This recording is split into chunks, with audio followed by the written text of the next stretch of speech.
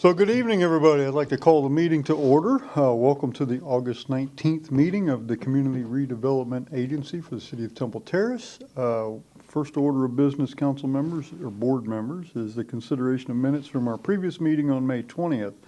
Has everybody had an opportunity to review the minutes, and if so, is there a motion? Move to approve. Second. Any corrections or additions to the minutes? If not, all those in favor say aye. Aye. Aye. Opposed? No nays. The minutes are adopted. Next is a consideration of proposed final site plan for SPR 25-01 for Barriga Pediatrics at 234 Bullard Parkway, and our senior planner, Alyssa Livingstone, is here to present. Good evening. Good evening. 1 second, Mayor, just Yes. before we start, I think we have an ex parte disclosure on this one. Yes. Okay, well then, If I may, I just want to disclose an ex parte communication with, I believe, was Julia Grande last week regarding this item.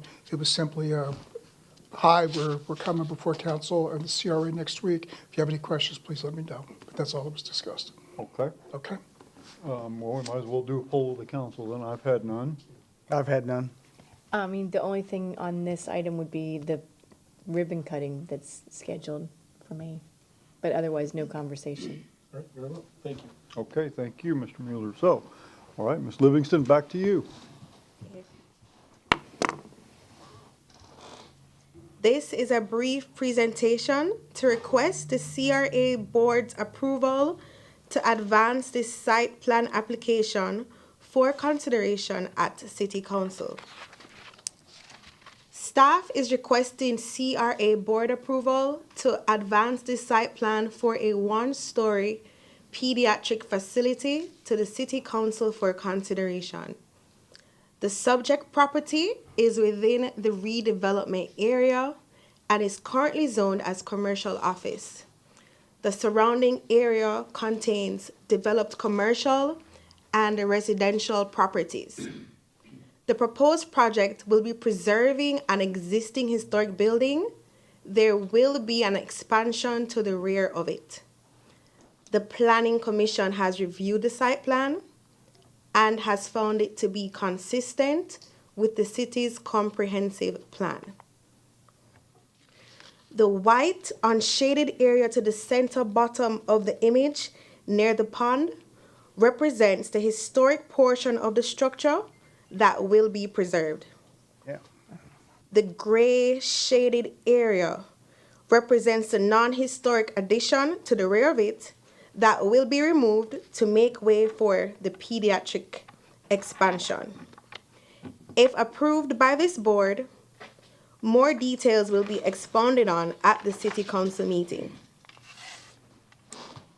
If found to be acceptable, I'd like to request that the board approves by a motion to advance the site plan to the City Council for consideration.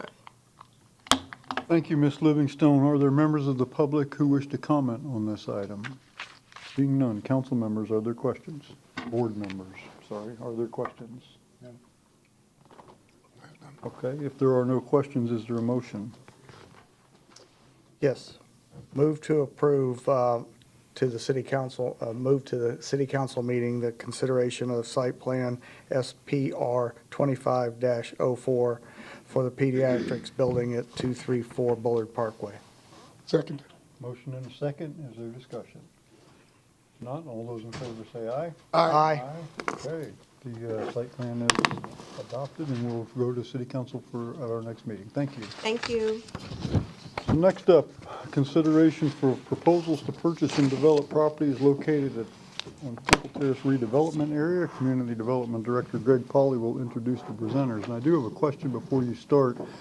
In the past, we have done and I don't recall because it's been a little while now, we've done the full presentation at one meeting or the other, but not at both. That's correct. How are we going to do this tonight? Well, part of my introduction will kind of explain that a little bit. Okay. And if you still have questions pending, I'll be happy to come back and drill down a little more on those. Okay, thank you, Okay. Mr. Pauley. Once again, this is an item that involves proposal summaries. Our brokers from Florida ROI are here tonight to present a summary of 3 proposals to purchase and develop properties in the redevelopment area. We've received 2 proposals for the property located at 8901 North 56th Street and 1 proposal for the property located at 8447 North 56th Street. The summary presentation that you will see tonight in this meeting will be led by our brokerage team from Florida ROI, and will not include individual project presentations. However, the developers for both projects are in the audience tonight and are available to respond to specific questions regarding their projects. Projects found to be suitable for further consideration may be referred to the City Council and presented in greater detail at tonight's City Council meeting, immediately following this meeting. At that time, sir, you all will be able to see the entire developer presentation for any project that is referred beyond this meeting. In order for the project to be referred, I'd like to recommend that the board approve by motion to refer such project or projects to the City Council for further consideration. Any project referred to council will be presented in detail by the individual developers at tonight's City Council meeting. If the board does not find any of the proposals suitable for further consideration, the board is under no obligation to refer any of the projects viewed tonight. In this case, I'd like to recommend that no referrals be made. And now I'd like to pause for just a moment and entertain questions on the review process. Board members, questions on the process for this meeting? No. Councilmember Kravitz. So just to clarify, we're not under any obligation to put any of these proposals into the city council agenda. We can always say no or refer back to the people who have submitted proposals, request them to make improvements in this committee before it proceeds further. The action that we're requesting of this board in this meeting is to, if this board finds any of the proposals acceptable for further consideration, to refer them to the council for full presentations. Projects that are not referred will not be presented in their entirety. So if we find a project to be interesting but not ready to proceed to city council, we can instruct the developer in this meeting to make improvements to their proposal? That's not the general protocol for this meeting. This meeting is either a thumbs up or a thumbs down type decision. Those discussions are very common at the city council meeting. So if we don't like the proposal here, it's simply no thank you, and then this is essentially a closed bid procedure where they are giving their best possible offer, putting their best foot forward here in this committee in an effort to proceed, and if we don't like what they've done, it dies. If it doesn't pass this board, it doesn't go further. And they can always come back again later? They can always come back again later. Thanks. That's all I have. Thank you. Okay, Mr. Pauly. Okay, very well. At this time, I would like to turn the podium over to our brokerage team, Mr. Eric Odom and Mr. John Lochner from Florida ROI. Good evening. Evening.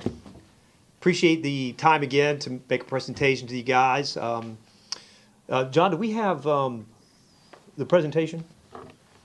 Okay, there we go. Just want to talk a little bit in terms of what John and I are going to discuss. We're going to go through each one of the proposals because there's actually 3 proposals from 2 different development groups. One of the groups is going to make a proposal on both 8901 and the south parcel at 8447. We're going to go through each one of them one at a time by each one of the proposals at each one of the 2 groups. And then first I'm going to talk about 30,000 foot level in terms of concept. And then John, my partner Lochner, will go over the specific on each one of the deals and the deal structure.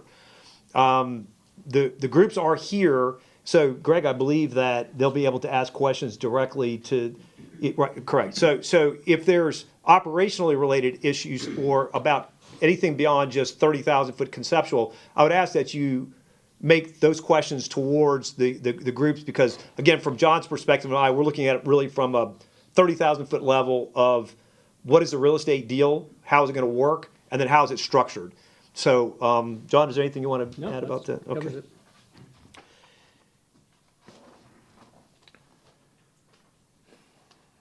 So let's go ahead and start with 8901. 8901 is Smith and Hensey. Smith and Hensey was founded in 2014.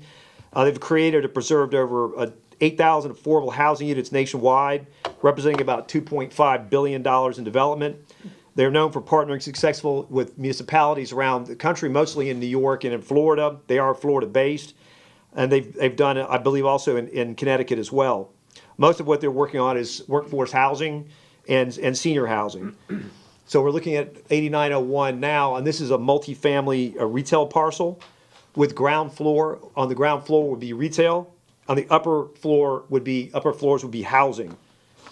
They've demonstrated a track record of doing this type of development in the past, and what they're looking for in terms of components is the 3080 AMI on this. And for you guys who know from HUD, it's essentially an affordable housing project. Is there anything else you wanted to highlight on that? Nope. Okay.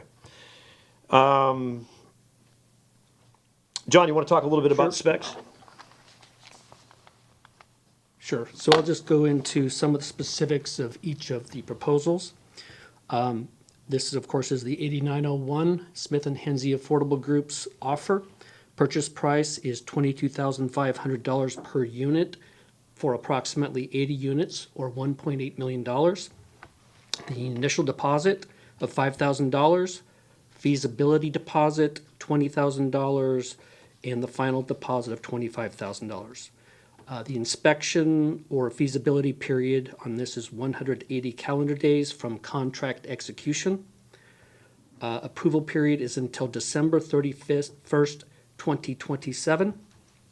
And the closing will be the earlier of 365 calendar days following approval period, or December 31st, 2028. As Eric mentioned, this is senior affordable housing with retail on the ground floor.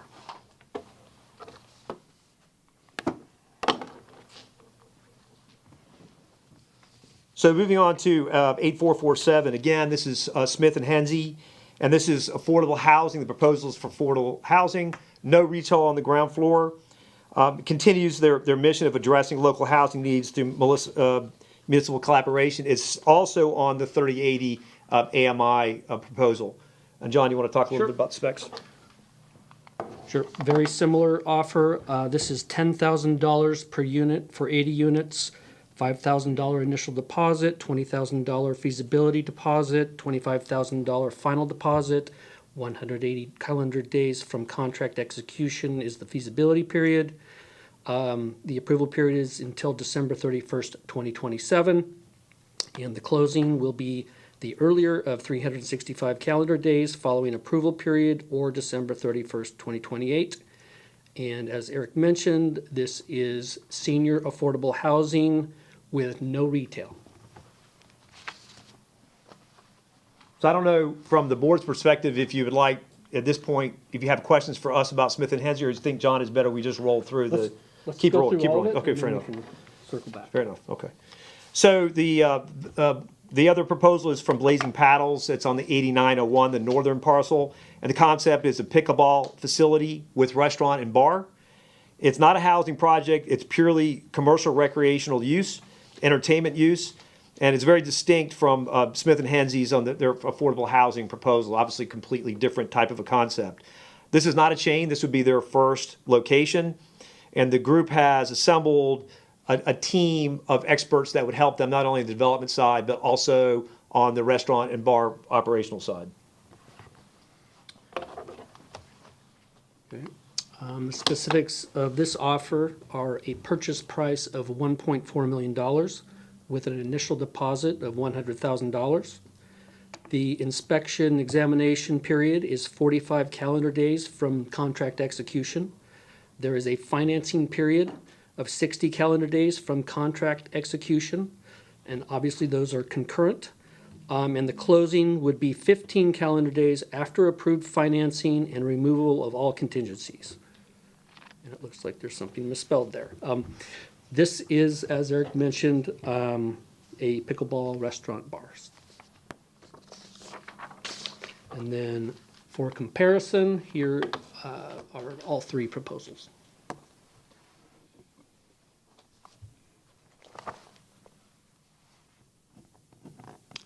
questions. Are there members of the public who wish to comment on this at this point? No, council members' questions. Councilmember Kravitz. As experienced commercial realtors, do you have any thoughts about adding additional retail space in an area where there are already considerable retail vacancies, for example, at fountain shops?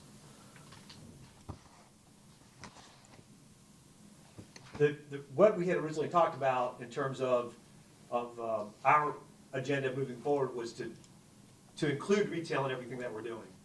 So this was not, we knew that 8901 was not the intent of the board, the council, to have a housing-only facility. So we're making this proposal with the idea of having retail on the ground floor. Okay, so it's not your understanding that at the last meeting, we wanted to go in a direction of a community amenity or a more multi-use space that could attract people to downtown with, for example, a small public use component combined with whatever enterprise might be entertained by the investor, with a preference, this is my recollection, I'm just seeing if you understood it that way as well, for, actually I can quote here from your bid proposal, it was by enhancing recreational opportunities, drawing new visitors, and stimulating local economic activity. So is there a recreational component or like new visitor draw component to this that Temple Terrace downtown already does not have in the form of, for example, retail space? Well, that certainly could be something in the retail aspect that we could make specifications on a retail consumer that might fit that bill. Yeah. I'm just trying to understand whether this brings anything new to the table that we don't already have, because my understanding is we already have retail units available. Mm-hmm. Is that also your understanding, that this is essentially providing additional retail? Is there something special about these retail units that I'm missing? Well, the retail is spec retail, so we're able to, it's somewhat malleable in terms of what we want to do and what the public might want. So it's leaving that component open for trying to fit, backfill, but essentially what you're trying to accomplish. Okay. With affordable housing of this nature, I'm not asking you to advise on this, but you might have experience from it in it with other projects. Is there a tax impact to the city that might engender from having so many affordable housing units, to the best of your knowledge? I'm sorry, I can't answer that question. Okay, I yield the floor, thank you. Other questions? Councilmember Chambers. And I apologize if this is a very simple answer that I don't get. Between projects 1 and 2, one is purchase price of $22,000 per unit, and the other one $10,000 per unit. Other than size of the units, what's the difference? And that may be for the developers. That's probably more for the developer, but I imagine it has something to do with the retail. Could someone just answer real quick on that? I think I'm the rep. Yep. Okay. Just hide in the back, see what comes out. We just need your name on the record, please, sir. No problem. Jake Zoneman with Smith & Hensley Affordable Group. The delta in the prices is really just location. One is on the main street, the other is a little bit more complex in terms of the layout and functionality, and also a little bit of what I've understood, recommendations from the board and assessed value. Really, we are mainly affordable workforce housing developers, and so either one can work, but that's the delta in terms of the price points, and we're just acknowledging the value of the more Main Street location along with the extra retail, as John mentioned. So, Okay, thank you. thank you. I have a question. On both proposals concerning housing, you mentioned 30 to 80% AMI, but you said senior affordable living. But in the backup material, it doesn't restrict this strictly to seniors. Is this senior affordable living, or is this affordable living that includes seniors but also includes other people? I'll stay up here.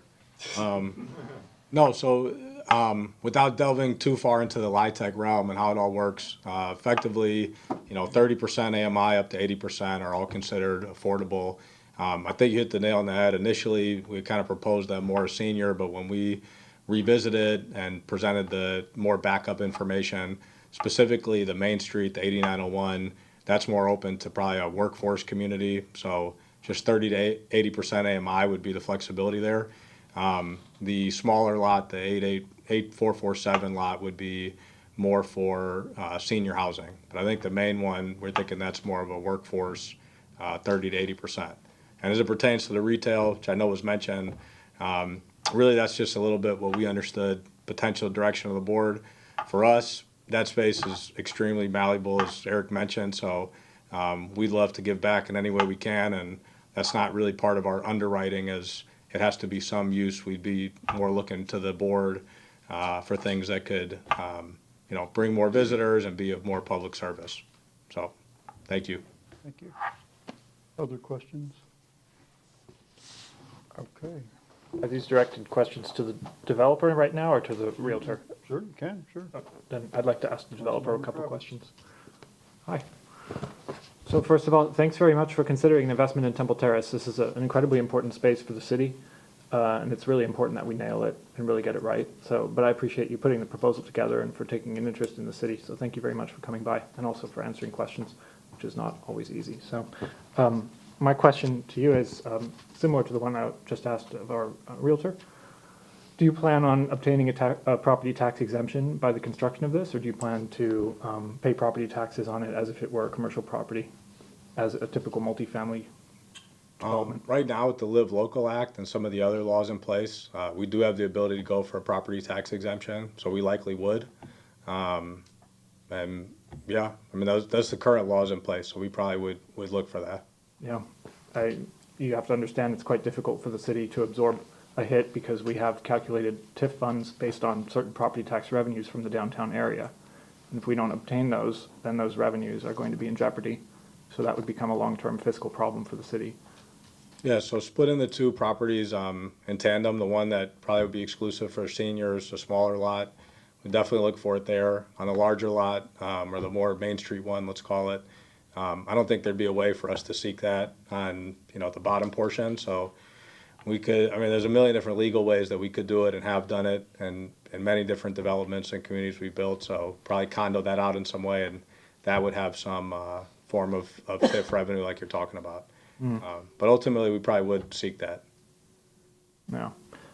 Is there a reason why you didn't include a community amenity? Was that not communicated to you by the broker when you went to them, or did you not see it? Did you see no opportunity to fit it into your plan? No. Well, are we talking about each one, or just specific on the 8901? Right now, I'm only talking about 8901. Yeah. Yeah. So I think, honestly, we received a lot of different feedback that we were trying to nail and figure out, and we are housing developers, so I don't want to go around that. That's our main proposal. But in terms of the base, we felt like there were lots of different ways that something could be fit. Wanted to come, have the chance to meet with the board, discuss it. So right now, we have community amenities baked in there, kind of back of house, all things we do in our typical communities, gyms, media centers, movie rooms, etc. And then the quote-unquote retail space, as I said, I'm with you. I've driven the area many times, familiar with it. We're building development over in Riverview. I don't know necessarily that there needs to be more retail, but I understood maybe a goal of destination retail. And so those areas, we'd more than be happy to look to the CRA and say, hey, what are the existing local businesses that need support, and how can we work in tandem with them? How can we make these in more communal spaces? So we're very open to all of that.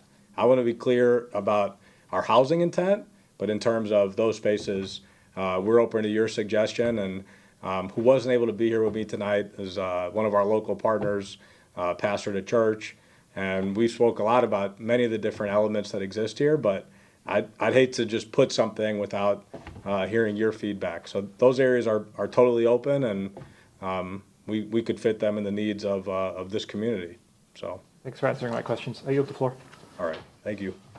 Questions? I do have one more. Okay. A different group. Councilmember Chu, I have some questions for the other group also, so. Okay. Councilmember Chambers. Thank you. For the Blazing Paddles group, are y'all here? Hey, hi, okay. In the presentation, it was mentioned that this is the first project this group is doing. Is there any links to the projects that Tampa just did, some of the warehouse conversions downtown, or some of the area different projects like this that are, taking off?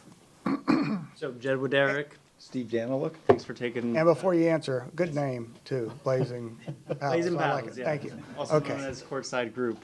So there's no direct connection with the competitors in the space. So you have Tampa Pickleball Crew and Ybor. There's the St. Pete Athletic Club. but there are specific vendors for those places that we are partnering with from like a court building standpoint and different amenities that we're going to offer, but no direct connection. Okay, that answered it. Thank you. You're welcome. I wouldn't go anywhere. Other questions, council members? I have a few. Mr. Pauly, can you put the slide back up that shows the side-by-side potential site plans for the pickleball facility? Yes, that one. So, gentlemen, I have a couple questions about this. One, I was looking at this on in our software on my small computer screen. It's really hard to see some of this. I believe what we're looking at is the diagram on the left is your preferred arrangement, and the diagram on your right is your possible but not preferred arrangement. So can you tell us on the image on the left, where is the restaurant and bar and where is the outdoor concert music space that is alluded to in the backup materials? Yeah, so the image on the left is our preferred design. The image on the right actually isn't a preference at all. It was just to kind of show what the building would look like if the parking was in the back. But on the left, the restaurant and the bar, I wish I could come up there and We point have for a you. pointer up there. Can you show me? Oh. Oh, it won't work on the. It doesn't work well. That's So you see the middle of the parking lot, and then the white area that juts out to the left, that is your kind of central hub to the entire experience. So you have your restaurant and bar and seating areas there. And at the very bottom of the image to the left, that is open yard area where we would have live music. We'd have social games like cornhole, shuffleboard, and just like seating areas. But that's kind of like the open space where we would have that. And then you have kind of surrounding that outdoor courts. And then inside the building in the white space, you have 6 indoor courts as well. As well as a mezzanine at the top for gamification bays. So the restaurant and bar is kind of like the rectangular in the very center, like right off the parking lot, that's what you walk Correct. into? Exactly. You're walking directly into that. Okay, the outdoor area, looks like you would walk out there and then there's 3 pickleball courts. And then you'd walk beyond that and that's where the seating area, the concert area, outdoor area would be? Correct. Correct. So in that space, if you had an event out there, it's hard to tell how big it is, but I mean, if you had an event out there, would there be food and drink service available out there during these events? Absolutely. So we would have satellite bars and like food kind of vendors, not vendors, but places to buy food directly outside for sure. One of the key parts of our design when we were actually building this is trying to create a seamless experience that flowed completely together. And so when you walk in sort of that central hub that Jed was talking about, there's a little area when you come out as well that would be like an outdoor entertainment space that leads out into the courts and into that entire area. So the restaurant bar area would be accessible from every aspect of this design. It was really important for us that the amenities were all really accessible for the player, not only to drive revenue, but to have a frictionless experience for the players and the customers that come.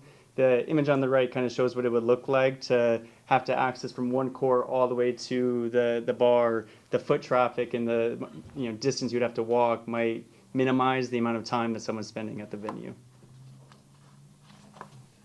Okay, I have some further questions, but I'm hoping that we'll get to talk in the city council meeting, and I don't want to drag you through detailed questions twice, so. Okay, thank you very much. Thank you for your time. Other questions? Oh, Councilmember Kravitz. Do have a few questions. Thank you. Same as I said before, thank you very much for considering Temple Terrace. I wanted to ask, one of the criteria that were in the bid list was evidence of previous successful projects. I was just curious, you list 4 of them here. What work did you do at Florida College? So our team here is actually actively involved, and they're here today. So our architects are the Soul Design Studio, and our general contractor would be the Franklin Development Group, and they are actively involved in the Florida College space. So as we walked in and saw the picture over here on the wall, we were just talking about how it was just torn down and being rebuilt. So when we kind of set out on this process, it was critical for us to find the best of the best in their fields of design and general contracting. But it was also critical to find people that had experience working in this community, that knew Temple Terrace, so that we can have a successful project here. Oh, so you acquired your own architectural and general contracting firms? We did not acquire, but we are partnering with them and have worked with them for many months at this point to bring this vision to life. So then if I'm not mistaken, you haven't worked at Florida College, the people you hired have? Correct. Okay, and is that true for these other 3 projects too? Correct. Okay, so you have not completed any projects successfully? Okay. So this is your first project? This is our This is our first first project, project, which is correct. why it was so important to get a strong team behind us. Yeah, absolutely. So if this is your first project, how do you have $8 million? Because I didn't start out with an $8 million project when I got into real estate. Very fair. A lot of this might get covered in the presentation as well, so happy to answer now. But Steve and I have worked together for almost a decade now in ed tech and helped scale a business from 0 to $750 million within 4 years. And so we would be self-funding this with our own capital. We'd have a mix of an SBA loan to maintain a strong ownership, but we also have a team of investors that's currently on the sidelines that are committed, but we haven't made anything official yet because we want to know that this project is going to move forward. I might have skipped over a few things there, but it sounded to me like you just said that you sold a company for $750 million. Is that how you have the Part money of for this scaling the project? company. Yeah. Okay, then if you have $750 million, why did you arrive at a price that's $600,000 under the one that we listed for? We helped we scale. We helped scale the business to 750. We did not sell it, so we were not like the direct owners of that. We were We part do of- not we were have part of the 750. We were part of the executive team Got it. that took a company from startup to being acquired for $750 million. Jed and I both had equity in those companies. So one of the things we asked for in the proposal requirements was a summary of the applicant's most recent personal and/or corporate financial statement to show sufficient liquidity for a project of this kind. How much money do you have for this in total? Like how much liquid money do you have in a bank account to execute this project? We are personally putting in over $300,000 apiece, so that's $600,000. We have investment on the side for $1.2 million for a small equity stake in the business, and then we're pursuing the SBA loan. If for some reason the SBA loan is slowed down, which we've been working with the bank since early on in this project when considering where to bring it, we have the opportunity, it's not the preference, to raise full capital for the full project. So you have $600,000 on a project that's going to be $8 million, so you're bringing in 7.5% equity, which is less than I've used to purchase any property that I've ever owned. Which is why we mentioned the 1.2 million in equity stake that would be part of the project.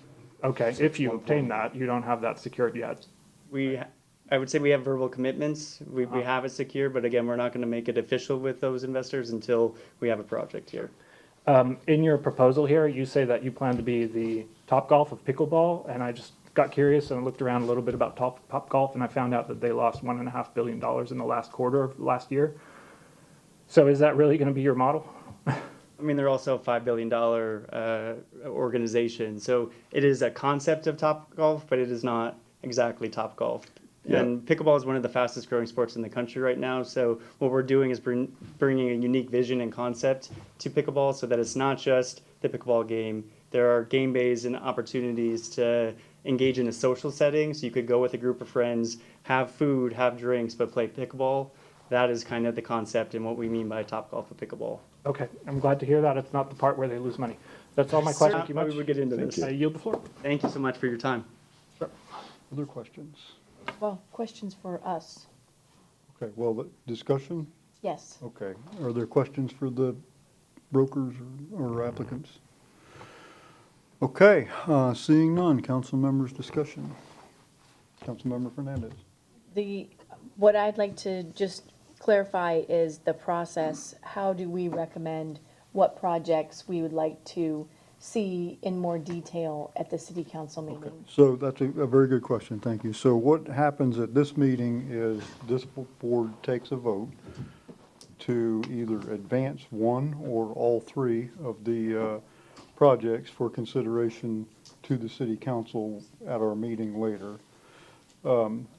We are not voting at this body to accept the proposal, we're just voting to hear it as the city council, which is why we aren't asking a lot of detailed questions here, because if we're going to talk to them later, we don't want to have two separate presentations.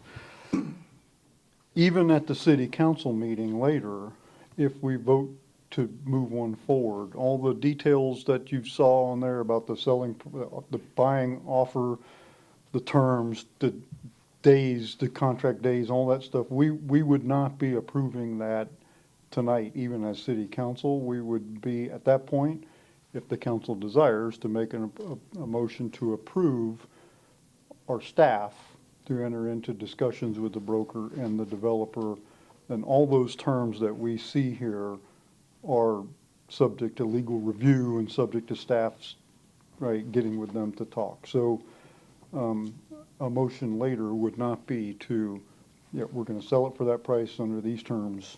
We wouldn't be getting it that contract would come back to us at a later date for approval. So we would be agreeing, if we do, to enter into further negotiation. Correct. In order to come back to council later with an actual agreement to be accepted or That's declined. correct. That's correct. So at the stage of this meeting right now, the vote, if there is one, the motion would simply be to move one or all three at the council's pleasure to our next meeting for further discussion. If we do that, if we moved one or all three to that, then we would have a much more in-depth presentation on each one of these. If at this point we vote not to move a particular project forward, then that's it. We won't hear from them again unless they come back with a future proposal. So, okay, that makes sense? Okay. So other discussion? Discussion or just commented? Well, discussion or a motion, whichever is preferred. I would like to make a motion that we bring proposal number 3 for the was it Blazing Paddles project forward to the Courtside project to the full council for discussion. Second that. Any discussion? Seeing none? I've got one, excuse me. Oh, I'm sorry, Councilmember Kravitz.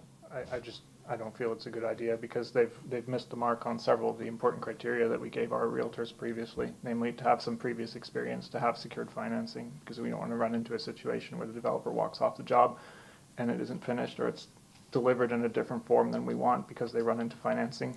And we have a situation here where they don't even have their equity together, let alone financing for the other $8 million that they're planning to spend for a business model that seems to be in dire straits right now. Callaway is spinning off Topgolf. This is obviously reminiscent of Topgolf, and also we're competing with our own recreational facilities that we just built in Temple Terrace, which is pickleball courts. So several pickleball courts were just built at a rec center to replace other forms of recreation that we previously had there. So I think we're not gaining anything from this really, and it doesn't meet the standard of the bid that we outlined. So I don't know why we'd let it through. That's kind of where I'm at with that one. But I think it's cool that we're getting interest, and I think it's also cool that we've got at least something that might potentially be a draw, right? Like this is at least something that like draws people to downtown in theory, and it also doesn't have the community space though, unfortunately, which I think is really important to that area, that we give pedestrians a reason to walk around, where there could be music, where there could be food trucks, events, something like that. So this doesn't really conflict with that, but it does eat up that space that could be used for that. It doesn't really leave us any options there, so.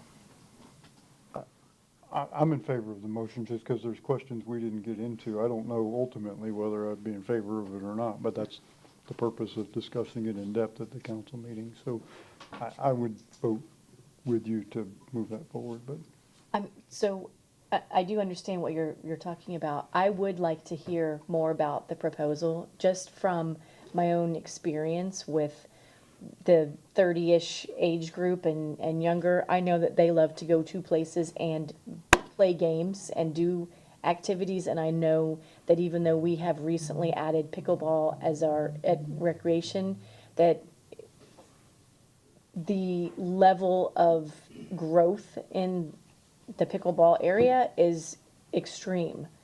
And so I would like to hear more about the presentation, not saying that I will agree to it or not, but just hear more about the project, just because viability, I know that it's as something it's very attractive to people who would activate the space.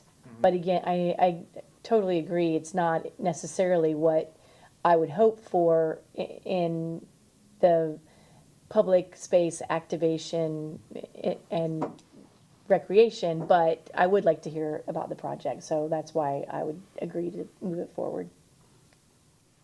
Councilmember Chambers, anything? No. Okay, we have a motion, second, any? Quick comment on that. I totally get it, and you know, a lot of sympathy for that.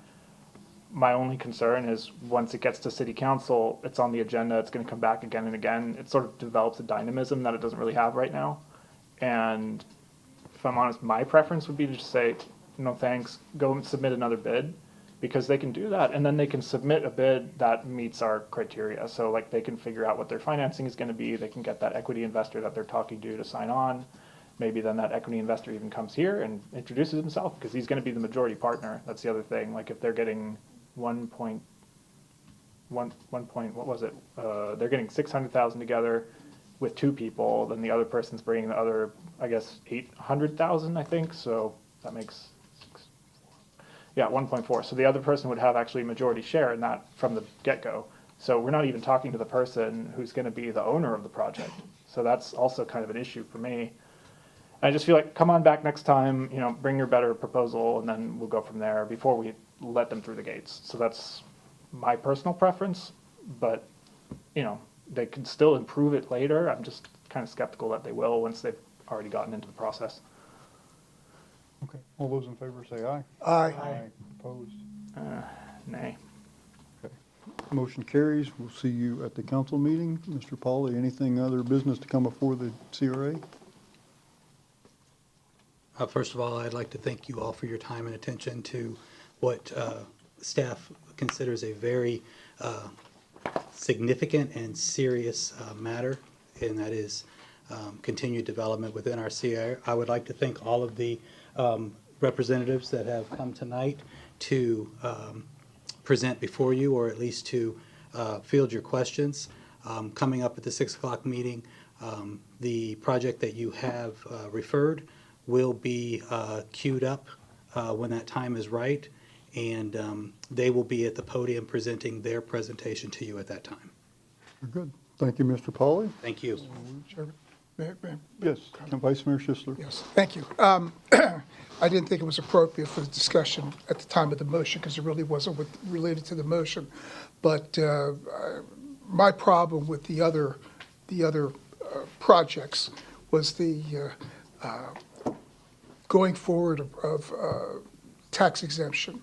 That creates a significant issue for the city going forward. And the affordable housing moniker that would be attached to it, at least you know, in the general public, in my mind, would not really fly. It would be a difficult decision. I know you guys put a lot of work into it. I appreciate that. I appreciate the fact that you brought it back, and our brokers, you know, gives us a flavor. We told you to go out and get some people, and you come back, and now this is our back and forth where we're fine tuning what we're looking for, because it's, you know, it's an iterative process. So nothing against the projects, just don't really fit where our vision is for that area. But I'm looking forward to hearing more about the Blazing Paddles. Okay, thank you. Thank you, Mr. Pauly. Our meeting will be adjourned, and we will reconvene at 6 o'clock.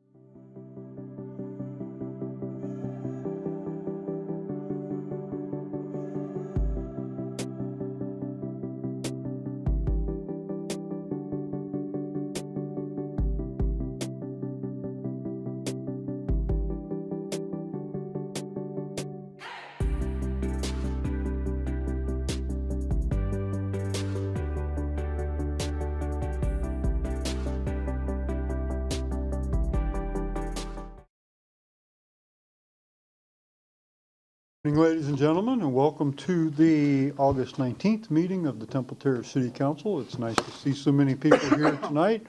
I'd like to remind everybody to please silence your electronic devices.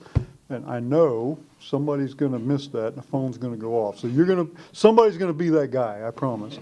And so if you would please stand and join me in the invocation and the pledge. Lord, we begin our meeting tonight in gratitude that we meet in freedom to exercise our right of self-governance. Help us never to take this right, purchased at so high a cost, for granted. We ask for your guidance tonight that we might make good decisions that promote the common good of all in our amazing city. We thank you, as always, for our terrific team of employees and volunteers. We ask you to bless them and their families.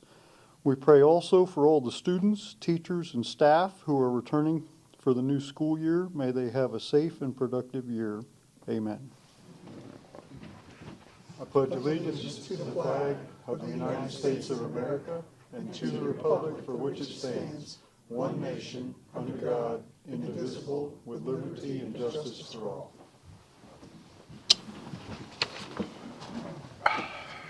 Thank you, everybody. So for those of you who don't frequently visit us, we have a tradition here in Temple Terrace whereby we begin each meeting with a brief, fun or interesting fact about the history of our city or something of note about our city or the region that we live in. And so we pass that duty back and forth.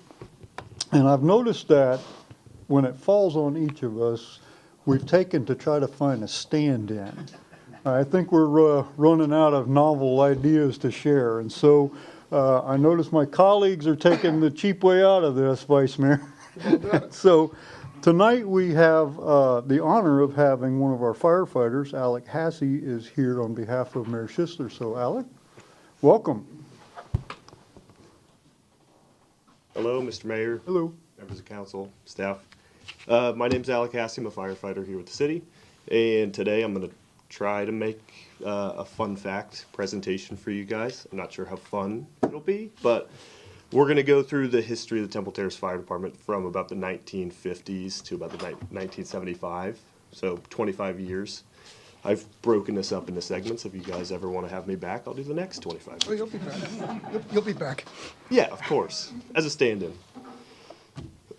Do we have the... Okay, perfect. So, I have a few photos to look at here. I'll kind of describe each of these images and kind of the time frame that they take place in. So during the 1950s, this was the official headquarters of the Temple Terrace Fire Department. It was the Golf and Country Club's barn that they used to do maintenance around the golf course.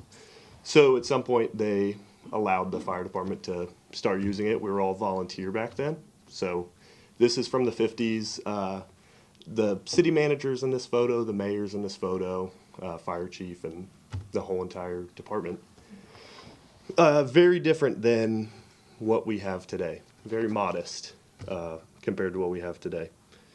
Can I use this to get to the? Okay, perfect. All right, by 1956, the city recognized the need to grow, began planning for the department's expansion. They were planning to build a fire station. And that same year they bought this fire apparatus, which was a 1956 Jeep Willys Commando 4x4. We don't have a whole lot of these left. A lot of the city back then was rural. A lot of brush fires were happening. So this all-purpose vehicle could get pretty much anywhere. It had a 35-gallon water tank on it. I'm not sure how much fire they really were putting out. I think they just like driving the thing around. I mean, I'd like to drive that thing around. And then I believe that's Sutton Hall that picture's taken in front of. 1959, I gave Vice Mayor Schisler the fire chief's badge. So if you guys want to pass that around amongst yourselves. This was Bill McEwen's badge. A little smaller than what we have today. Kind of looks like the police department's badge. You see the city's seal in the middle of it. It's pretty. Brian, can you get that? Probably pretty small. I don't know if he can. Yeah, that's why I Yeah. didn't want to hold it up. It's small. Well, let's see. Yeah, not too bad. It is small. Yeah, There you go. That's good. that's pretty good. Thank you, Brian. Nice hand modeling. So this was the first fire station that was actually built. It was a police and fire station. It was at 104 Bullard Parkway. So nowadays, we have both fire stations. We have the one on Bullard, and then we have the one in Telecom. A little bit different of an operation than what we have here. Police was with us in this small headquarters that couldn't have been more than 800 square feet. Police now, third story of City Hall. So we've come a long, long way. And then to think that in the future we could possibly have another combined police and fire station is just, it's crazy because that was our roots. So, and then I have another picture here of outside of that station. They were doing some training. At this point, this is actually a little after the 60s. This is when they were building Station 1, just for reference. They ended up tearing this building down, and before they tore it down, they did a whole bunch of fire training inside of it, tearing walls up and doing forcible entry and stuff like that. So there's the building in front of what is currently Station 1. So, when I found this out, a lot of us didn't even know this building existed. It was right there on the corner of the property. So there's a picture of it getting demolished. So here's a picture of our first, I would call it legitimate fire truck. It's a Ford C850. This is the first fire truck that uses our current city's 3-digit numbering system. So it's pretty cool. This numbering system is still in place today, and that's the truck that it started with. And we kept this well into the 1990s. It was a 1962, and it lasted until the 90s. They used it for training for the volunteers. In 1964, James Bailey became the volunteer fire chief. That's Mr. Bailey there with the glasses on. This is a little after 1964. This is about 1978 when they bought the new ladder truck, and they were testing it out. But there he is there. 1967 marked a big turning point for TTFD. We hired our first 3 paid firefighters. They were Lloyd Raisin, George Pinner, and Jim Bronson. So we transitioned from an all-volunteer department to a combination department, volunteer and career. Today we have over 50 career firefighters. Oh, and I'll mention in this photo they're rebuilding the 1962 Ford fire truck. The engine blew up on it. This is about the 1970s, and the shift guys were rebuilding the engine.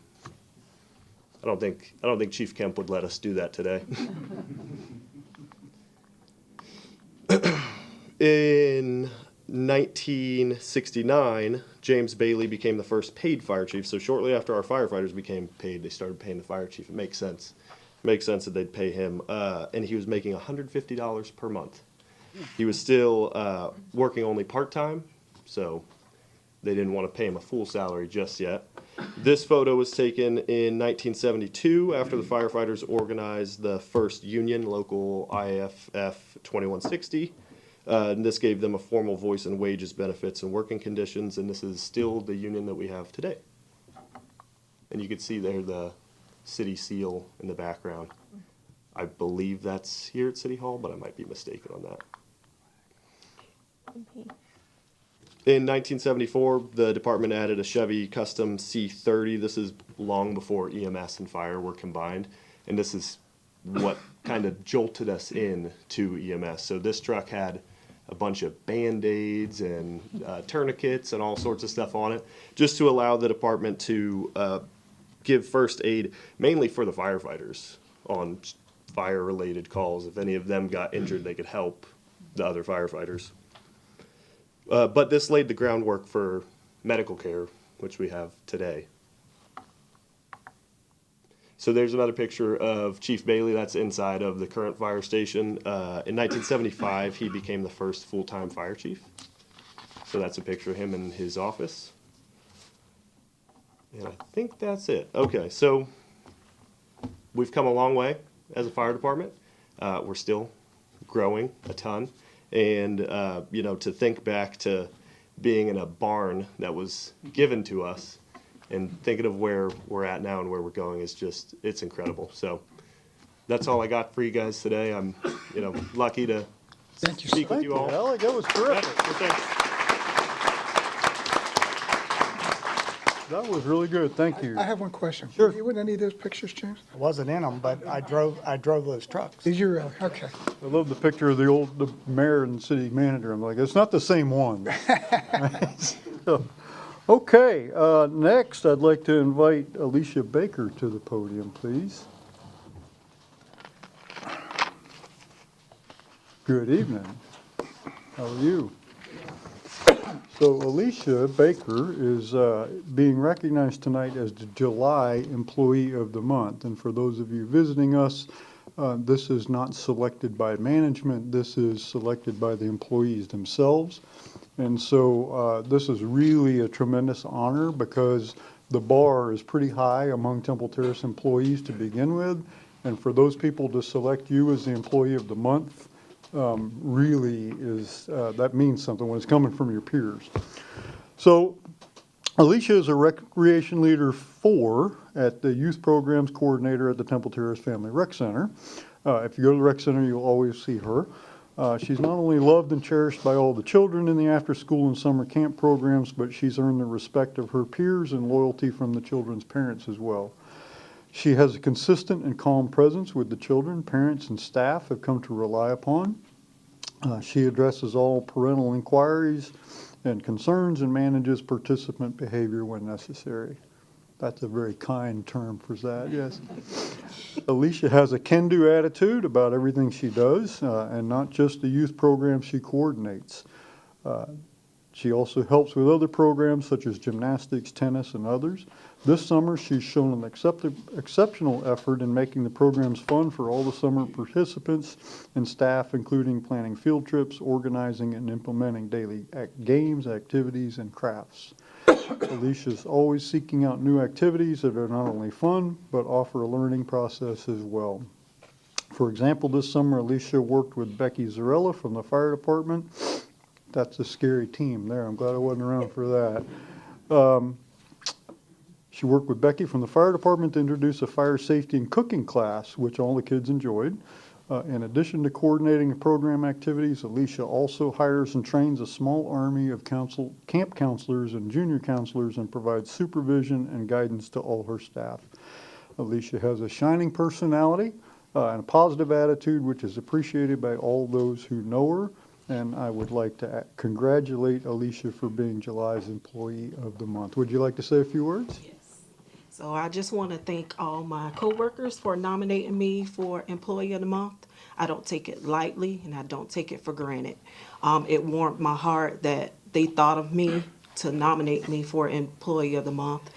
So it is an honor and a privilege to be the Employee of the Month of July. Thank you. Let's give her a round.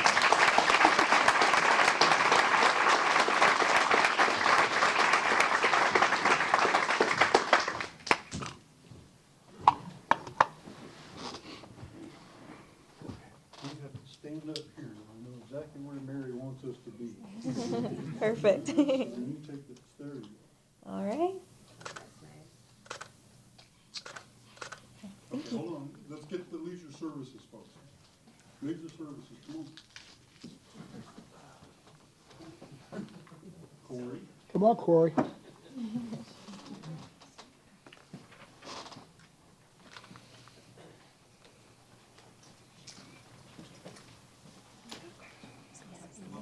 know. You want to just a little bit? Perfect. Yes, right there. All right. Thank you.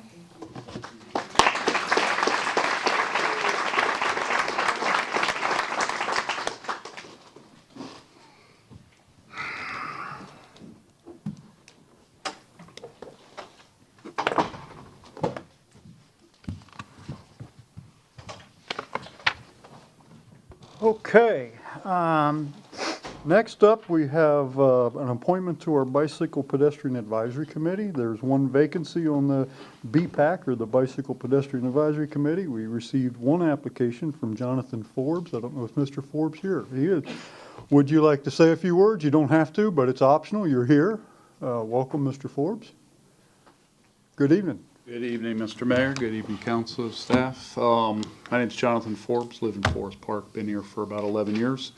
This council appointed me to the county's BPAC in 2016, and in 2018 I became chair for Hillsborough County and then transitioned to a citizen-at-large position.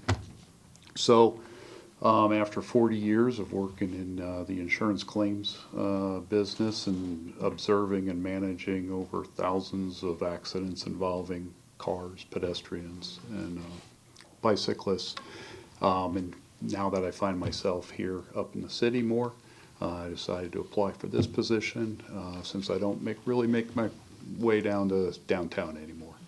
So thank you for any consideration that you've given, and I can answer any questions if you have them. Thank you, Mr. Forbes, and thanks for being here tonight. So that's good. Thank you. Okay. Council members, is there a motion? Motion to approve Mr. Forbes to the Bicycle and Pedestrian Advisory Committee. For the term, can you specify the term, please, just so it's in the motion? I think I think the Bicycle and Pedestrian has 2- and 3-year terms, I think. Which one is he in for? Doesn't say in the agenda. Okay. It's August 19th through 2025 to August 19th, 2028. From the term extending from August 19th, 2025 to August 19th, 2028. Good. Thanks, Gil. Is there a second? Second. Motion is second. Discussion? Very good. All those in favor say aye. Aye. Aye. Opposed? No nays. Thank you, Mr. Forbes, for your service. Has everybody had an opportunity to review the minutes from our August 5th council meeting? And if so, is there a motion? Move to approve. Second. Any discussion or additions to the minutes? Councilmember Kravitz. I have one small amendment to, I believe it's .9. It's a little uncertain what's being discussed there, so I wanted to amend it to read as follows. Councilmember Kravitz asked again about a virtual meeting, noting that the motion carried on July 15, 2025 required staff to hold 2 public information sessions, with 1 in person and 1 via Zoom, on water quality reporting and testing, with the first session to occur within the next 4 weeks. City manager Bahia stated that if the council wanted an additional Zoom, the city could do it. That's my amendment. Give me, I don't know about the rest, I'm trying to find where you're reading. .9, yeah. Page 7? Yeah. Okay. Give me just 1 second. I'm getting there as quick as I can. It just looks like I'm asking again and again to do a virtual meeting. It doesn't really explain why, and I remember very clearly that I read from the motion text. So just add a little context there.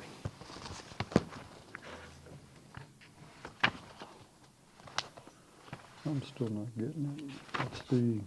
BPAC. Want this? James? It's page 7 of the minutes. Page 7, somewhere in there. Okay, Councilmember, I'm sorry to ask you to repeat yourself, but now that I'm looking at it, can you direct me what you're, say what you said again, do you mind? Yeah, no problem at all. So the original version reads, staff will take notes of comments and questions in person and from the streamed version and answer them and provide them on the city's website. Councilmember Kravitz asked again about a virtual meeting. City manager Bahia stated that if the council wanted an additional Zoom, the city could do it.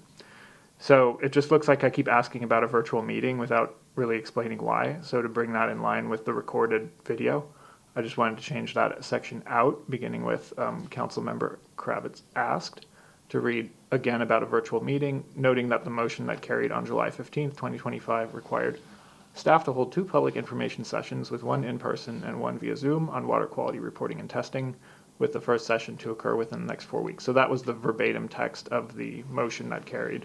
Yep. And that is what I read from on that day. And then city manager Bahia stated that if the council wanted, et cetera, et cetera. So it's really just inserting what I'm asking about instead of just saying that I'm asking about a virtual meeting, because that wasn't really the point. I know we can have a virtual meeting. The point is that there's supposed to be one already coming in. That was the point that I was making on that date. And it's not really reflected in the minutes as it stands. Okay. Well, the council member is correct. His motion in July was very explicit about 2 town hall meetings, which is precisely why I voted against it. because I didn't see the need for a Zoom meeting, but the council did vote for that with my one dissent. And so, seems like that's a more adequate reflection of what happened. I agree, which is why I'm moving to adjust it accordingly. Okay, now we have a motion and a second.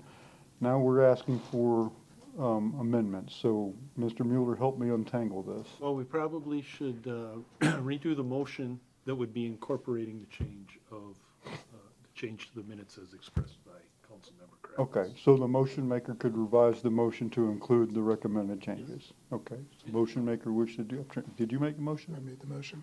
Yes, that's fine. So you Move to read- approve the minutes as amended for the clarification by Councilmember Kravitz. And I seconded that, so I will again. Okay, any other discussion of the minutes? Thanks. All those in favor, excuse me, all those in favor say aye. Aye. Opposed? No nays? Minutes are adopted. Persons wishing to be heard on items not listed on the agenda or items on the consent agenda. We do have forms in the back of the room for those of you who may be new. Back on the table back there if you wish to address the council at this time. We do ask that there's a 3-minute time limit imposed upon all public comment, each speaker, not all, the whole thing doesn't take 3 minutes. It's each speaker has a 3-minute time limit. We do ask that speakers come to the podium and state your name and city of residence first. I currently have one request to speak from Mr. Loeb. Mr. Loeb, you are recognized, sir. Charles Loeb, Temple, Terrace Park. I want to talk about two subjects tonight. Number one, I want to talk about update the situation over 52nd and Fowler on the traffic light. It is sort of working right now, but the thing about it is that the walk light is not working. It's still on it. And really it should have been done when the traffic light was activated August 7th. I am kind of wondering if the city could find out, hopefully by the next meeting on September 2nd, that the walk light will be activated to the benefit of the community and the benefit of the synagogue. But I'm hoping if it's not done by the next meeting, that it will be, at least we'll know what's going on with that, because the light is on now. As I mentioned, August 5th, they started the flashing on August 7th. It is running green now, but the walk light still is being covered and all that. And there's no use in putting a walk area over there and not using the walk light. Now, the second thing I want to talk about briefly is my impressions of the town hall meeting. I was very impressed by it. Of course, I was very impressed by the turnout. And for those of you who don't know it and haven't seen the August 20th paper of the Beacon, it did mention 200 people in a very, very good article about it. So if you all haven't seen that. I can't contribute too much to what they have to say. I was very impressed by some of the comments and even some of the solutions that some of the people had that they offered to you all. The only thing I could offer you, like I say, I still believe you could still find new ideas from the National League of Cities meeting. And also, I was a little bit alert, even though it didn't help out, but it's a policy maybe to go look and see if, like when the city of Tampa is opening up the water like they did briefly over at 50th Street behind and just north of Bush Boulevard near the city line. So if you want to get water from them, it would be an opportunity to keep in touch about what the city of Tampa is doing.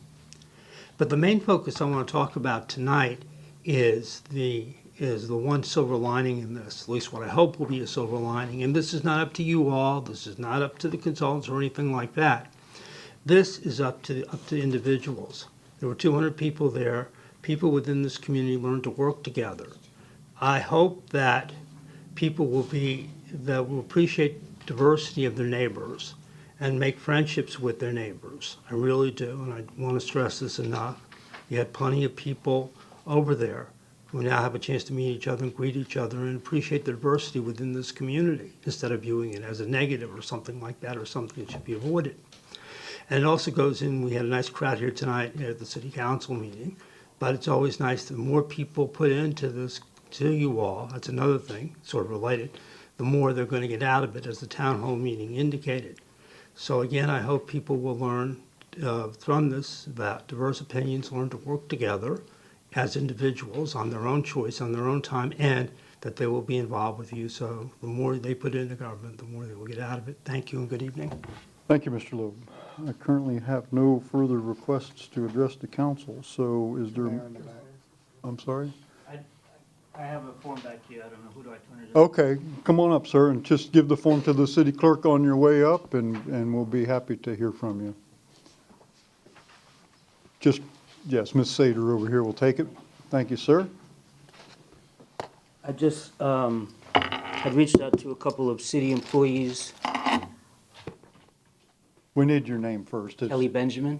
Okay, thank you, Mr. I'm a resident homeowner here in Temple Terrace, and I talked to some city leaders and employees, and I don't know if this body has addressed this issue before, so I thought I was encouraged to bring it to City Council. And in May of this year, the Journal of the Medical Association published a peer-reviewed neurological study entitled "The Proximity to Golf Courses and the Risk of Parkinson's Disease." And the study, and this is, you can find this online, the study found that the odds of developing Parkinson's disease increased 126% for people living within 1 mile of a golf course compared to living within 6 miles. The heightened risk persisted within the first 3 miles of living close to the golf course, but decreased beyond that. And the correlation is that there's something being sprayed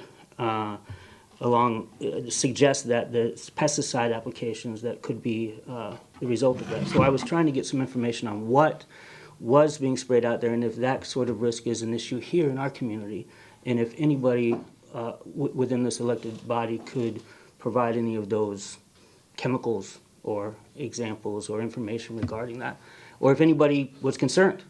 Because I'm on a few of the neighborhood group chats with homeowners who live right on the golf course, and they've expressed concerns. So I'll just leave it there. That's all I wanted to say. I wanted to ask about that. I wanted to see if there was any comment from this body on that, or if anybody wanted any more information, I can email you the study and all the related press coverage that it's received. Thank you, Mr. Benjamin. The council doesn't usually respond during public comment portion, but the city manager is making notes. Any suggestions for next steps on getting that? No, not at this point, no. Not during this. This is not a dialogue Right, portion okay. of the meeting. Well, it's on record, I guess. There's a couple concerns out there, and maybe we'll come back with a few more people and figure out a route to try and get those answers. Do you know of any route to find out who? If you've left your contact information on the form, then a member of our staff will follow up with you to let you know what we can. They'll respond to you. Okay, thank you. Thank you, Mr. Benjamin. Are there other members of the public that okay. Very good. Council, is there a motion to approve the consent agenda? Move to approve the consent agenda. Second. All those in favor say aye. Aye. Opposed? No nays. Consent agenda is adopted. Next item is the first public hearing and first reading of ordinance 1582, amending Chapter 12, Article 11, entitled Historic Preservation. This item was tabled from our July 15th, 2025 meeting. If it is acceptable to council to take this item off the table, we first need a motion to take it off the table. Is there such a motion? I move to take it off the table and bring it up for discussion for the first reading and public hearing. Second. Motion and second. Discussion of the motion. Councilmember Kravitz. I think that taking it off the table is a little premature because, to the best of my knowledge, 0 homes have still registered in this program, and I'd really just like to see some kind of outreach or some incentive produced to bring at least one person voluntarily into the program before we consider adjusting the code to make it mandatory for people. So I'd like to give the Historic Preservation Committee a little bit more time to go ahead and do that. Well, the motion made on July 15th was to table it until this meeting. Yes. So I don't think it's good to make a motion to table something to a date certain and have people show up to comment on it, and then you don't take it off the table. So that's my opinion. Is there other comment on the motion? sorry, go ahead. I made the original table motion back in July, and I moved to bring it back. And we have a motion and a second. Is there further discussion on the motion? All those in favor of taking the item off the table, say aye. Aye. Aye. Opposed? Okay, so we will open the public hearing, and I will ask our Senior Executive Assistant, Jeannie Barlow, to please come to the podium and present.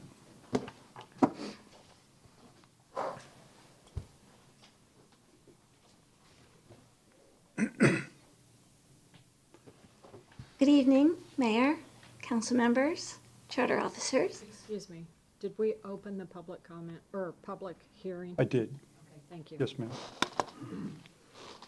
I'm Jeannie Barlow. I'm the city manager's assistant, and I'll be presenting an amendment to the city's historic preservation ordinance on first reading. The National Park, first let's review the National Park Service's objection. The National Park Service stated that a provision in the city's ordinance which outlined a local designation process for historic districts that required 100% owner consent was incompatible with the purpose of the local preservation program and did not allow for adequate public participation in the program, as required by the National Historic Preservation Act. As a result of the National Park Service objection, staff is recommending the removal of Section 12-1160A2, which states the following: the consent of all property owners of each property proposed for designation hereunder shall be required prior to any action by the board on a nomination for historical property designation, and the written consent of all property owners within a proposed historical district shall be required prior to any action by the board.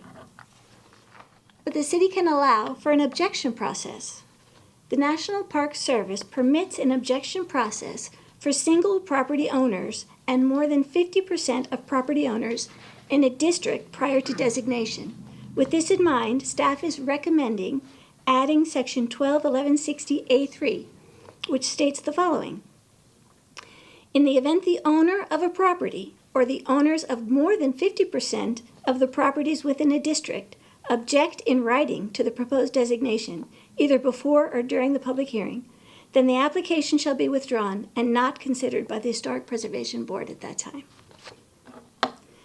The city can also allow for a modification of the boundaries of a district.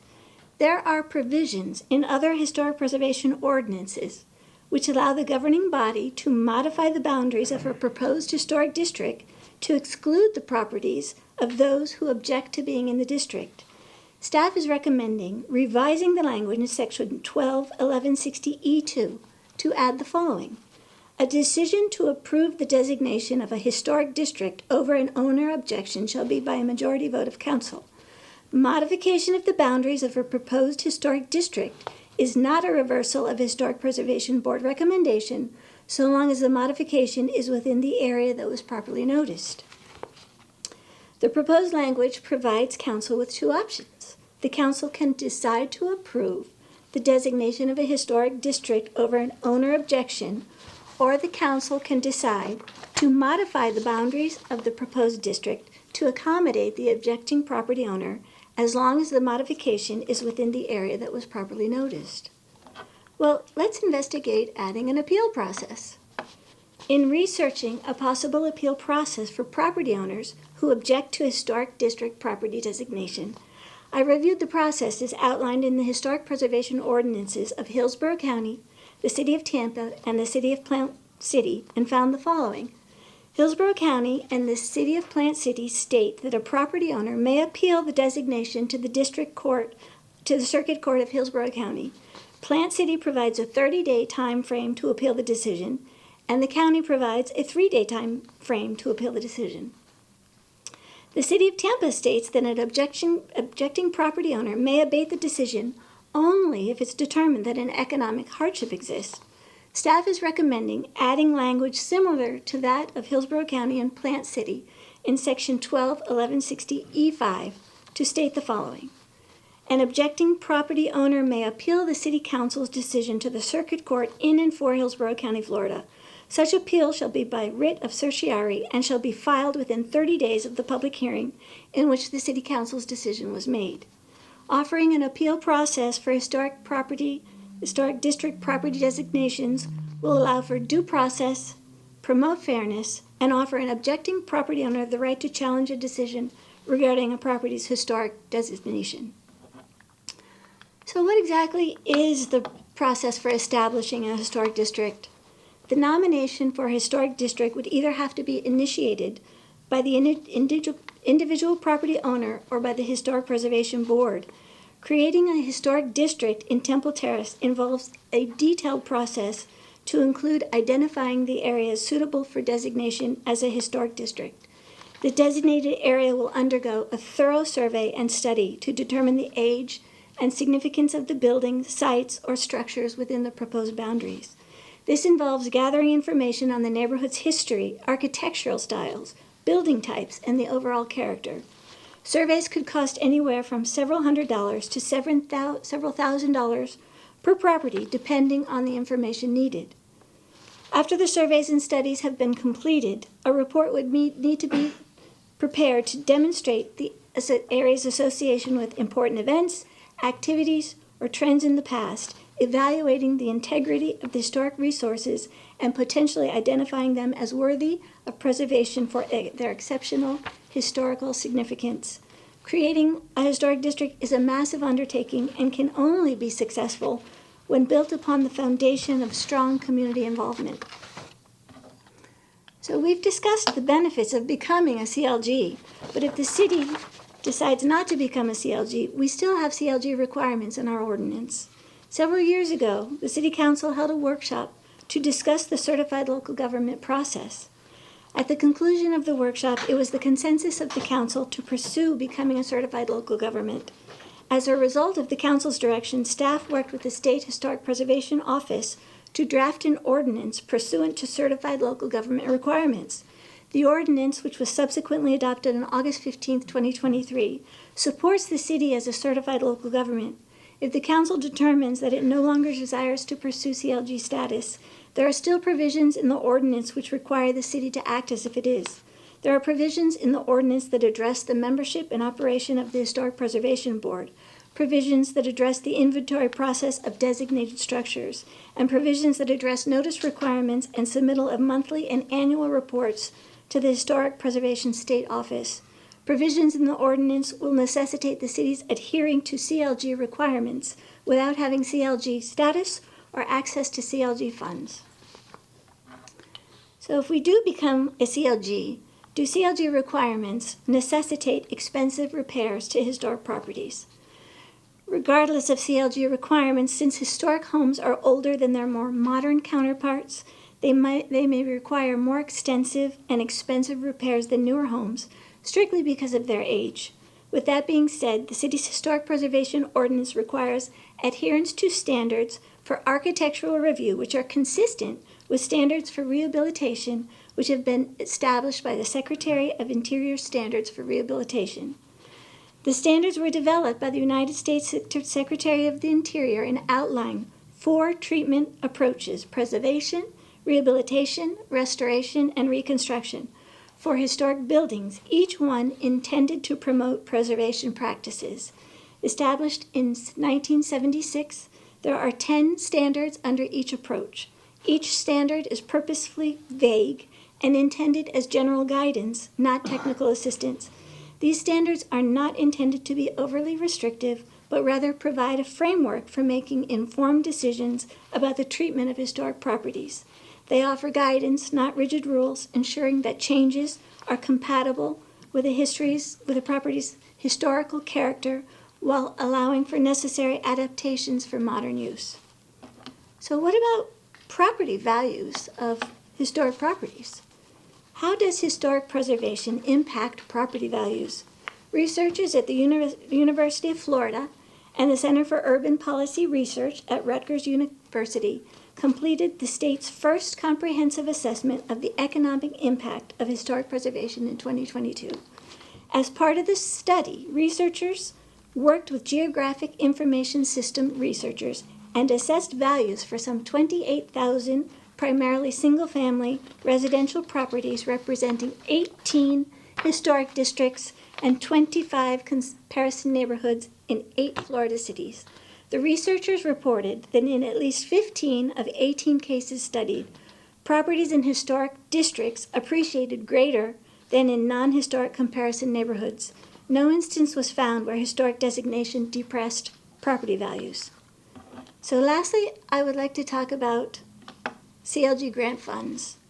As a certified local government, Temple Terrace would be eligible to compete for pass-through CLG subgrants funded by the National Park Service that are only available to CLGs.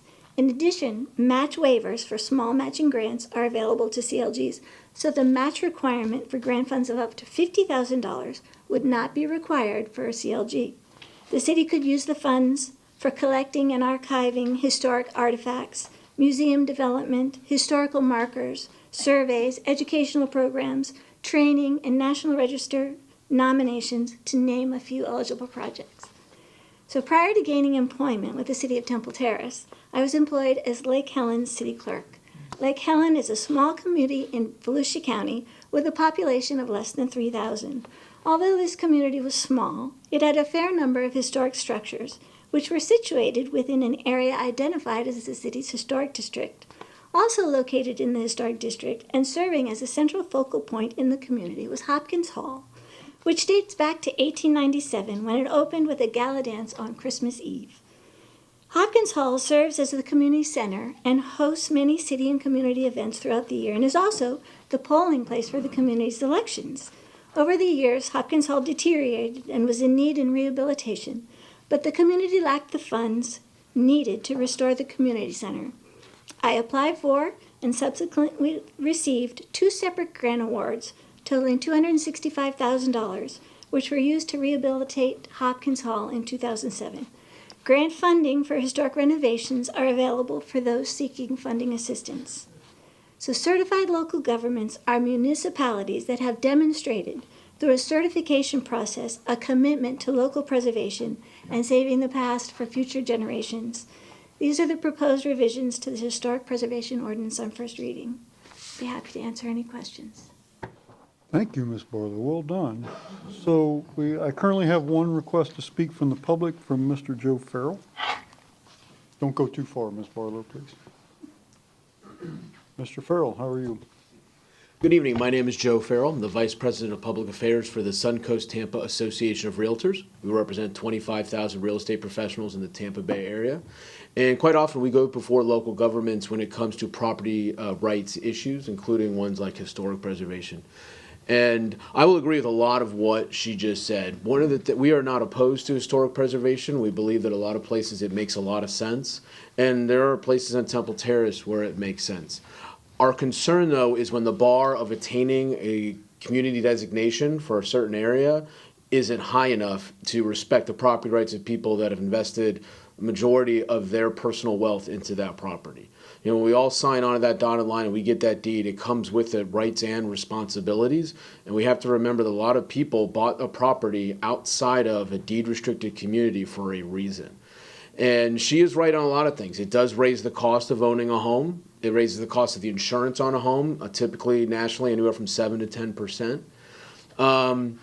But we just believe that part of one of the main concerns that we have is that if you're going to have it so it's a possibility where the objection period has to have at least 50%, during the objection period, that 50% of the people have to put in writing that they oppose this, that's a rather low bar. In fact, that might be the lowest bar that any of my people that I work with have been able to find.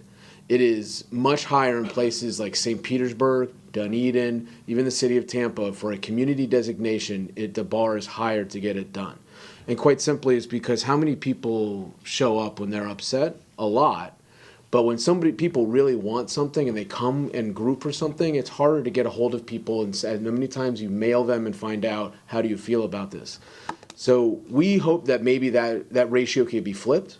That if you want it, 50% of the property owners within a designated area would have to have in writing that they'd want it. That's a good place to start. I'd also like to say this, is that one other thing is that it does raise the property values of a community. We're not going to fight that or dispute that. But one of the things you have to remember also is when you designate a community as historic, you lose a lot of the development rights. So comparing those 28,000 properties in the state of Florida and that study, that is apples to apples. But if you have the right to develop your property, you can turn your apple into an orange, and that orange may have a lot more value than that apple. Quite simply, if you have a 2,000 square foot home and you add 300 square feet to the back of it, that will raise the property value far more than what the historic designation of that property in a historic neighborhood will raise it. Whereas that study does not take that into account. It's just basically if you have two properties and one doesn't really change the material square footage of it, or let's say you had a pool, things along those lines, it doesn't take that into account. So that's why we say this. We think places should be historically protected. We just think the bar should be raised a little bit. Thank you, Mr. Farrell. Are there other members of the public who wish to comment? I see we have our Historic Preservation Board here. Good. All of us. Good evening. Hi, hello, I'm Margot, Temple Terrace resident. I'm We need also your last name and for the record. Margot Chavez. I'm also a volunteer on the Historic Preservation Board. And I just wanted to say a quick word in support of the work that Ms. Barlow has done and many others over years, engaging the public, doing research, and developing things to get Temple Terrace its certified local government status. I think our city has unique character and historic value that's worth preserving, and a CLG will only help the city strengthen its preservation efforts. By facilitating a voluntary preservation program that will benefit residents who choose to participate, but also the city at large by bringing in resources and promoting community pride. And without the support from the city council, these efforts can't move forward. And I think, as we all know, our city just celebrated its 100th birthday, and I can't think of a better way to recognize the city's unique story and history than by supporting the ongoing efforts toward a CLG. So thank you. Thank you, Ms. Chavez. Are there other members of the public who wish to comment? Seeing none, council members, any questions? I would like to stress at this point, this is not discussion or comments. This is a question period. So, Councilmember Kravitz. Yield the floor to Mr. I called you, Councilmember I yield Kravitz. the floor to Mr. Chambers. He had hand up. You're recognized. Are you forfeiting your I'm turn? yielding the floor, since I have it, to Councilmember Chambers. That's how that I works. may not call you again, Councilmember Chambers. Okay. Ms. Chavez, thank you for your comments. Is this an opinion of just you or the rest of the Historic Preservation Board? Have you heard this item? And does the board as a board agree with it? This is just my personal opinion. I wasn't sure if I was going to make a statement, but I prepared one just in case. The board wasn't aware of it, and they didn't have any influence on what I said tonight. Okay. Thank you, Councilmember. May I ask Ms. Chavez a question while she's up? No, you can't. Now, you gave up your turn. Councilmember Fernandez. I have a couple questions for Ms. Barlow. Okay. So one is, in a district, if we establish a historic district and there are homes within that geographic area that don't have historical significance, what happens to those? They would be non-contributing properties. Okay. And with regard to the percentage of participation, can you tell me where other places are in their requirement of, St. Pete was brought up specifically as having a higher bar to meet in order to create a historic district? In order to be a CLG, the owners of more than 50% of the properties would have to object in writing. That's the minimum allowed. I know, like, the city of Tampa doesn't even address this kind of percentage. When the city attorney and I spoke with Dennis Fernandez, who's the historic preservation manager, he said that pretty much they never see many objections because they have a very well-established education program. And he said once people are aware of what is involved and they are part of the process and they understand the value of it, he said that you don't see many who object. So the city of Tampa doesn't have an issue with objections. What about, did you look at St. Pete when you were I did doing not. your research? I did not. Okay, I guess so basically then, in order to qualify as a CLG, the process has to be that someone proposes a CLG, whether it's a homeowner or the Historic Preservation Board. You mean historic district? Sorry, Historic District. They propose a geographical area as a historic district. That then, within that geographical area, either 50% of the property owners have to say, we don't want to participate in a historic district, whereby it would not proceed. Right. Or specific houses that are in that district could be excluded. Could be carved out. The council has the option to modify the boundaries, to carve out the properties who don't want to participate. But in both cases, it's the property owners having to object versus the property owners choosing to join. True, but it is also an immense community engagement process. You have to, I mean, that depends on the success of the district, is community involvement. You have to have public meetings, you have to do public notice, you have to have media, social media. It's an awareness program so that people know what's going on. So everybody is involved in the process. Those are my questions. Vice Mayor? Thank you, Ms. Barlow. Good presentation. I don't want to beat this horse too much to death, but I just want to make sure that everybody's on the same page with this, myself included. The current ordinance that we have now has been rejected by, tell me when I'm wrong, been rejected by Washington because, or the feds, whoever, because we're claiming it's totally voluntary, okay? And they're saying that it needs to be more mandatory or more inclusive. What they're saying is that if you propose a historic district and you don't have 100% owner consent, they don't like that one property can ruin it for the whole district. Okay. But the option to carve out a house on a block or whatever exists, and so you have an appeal process that would, come back to the council.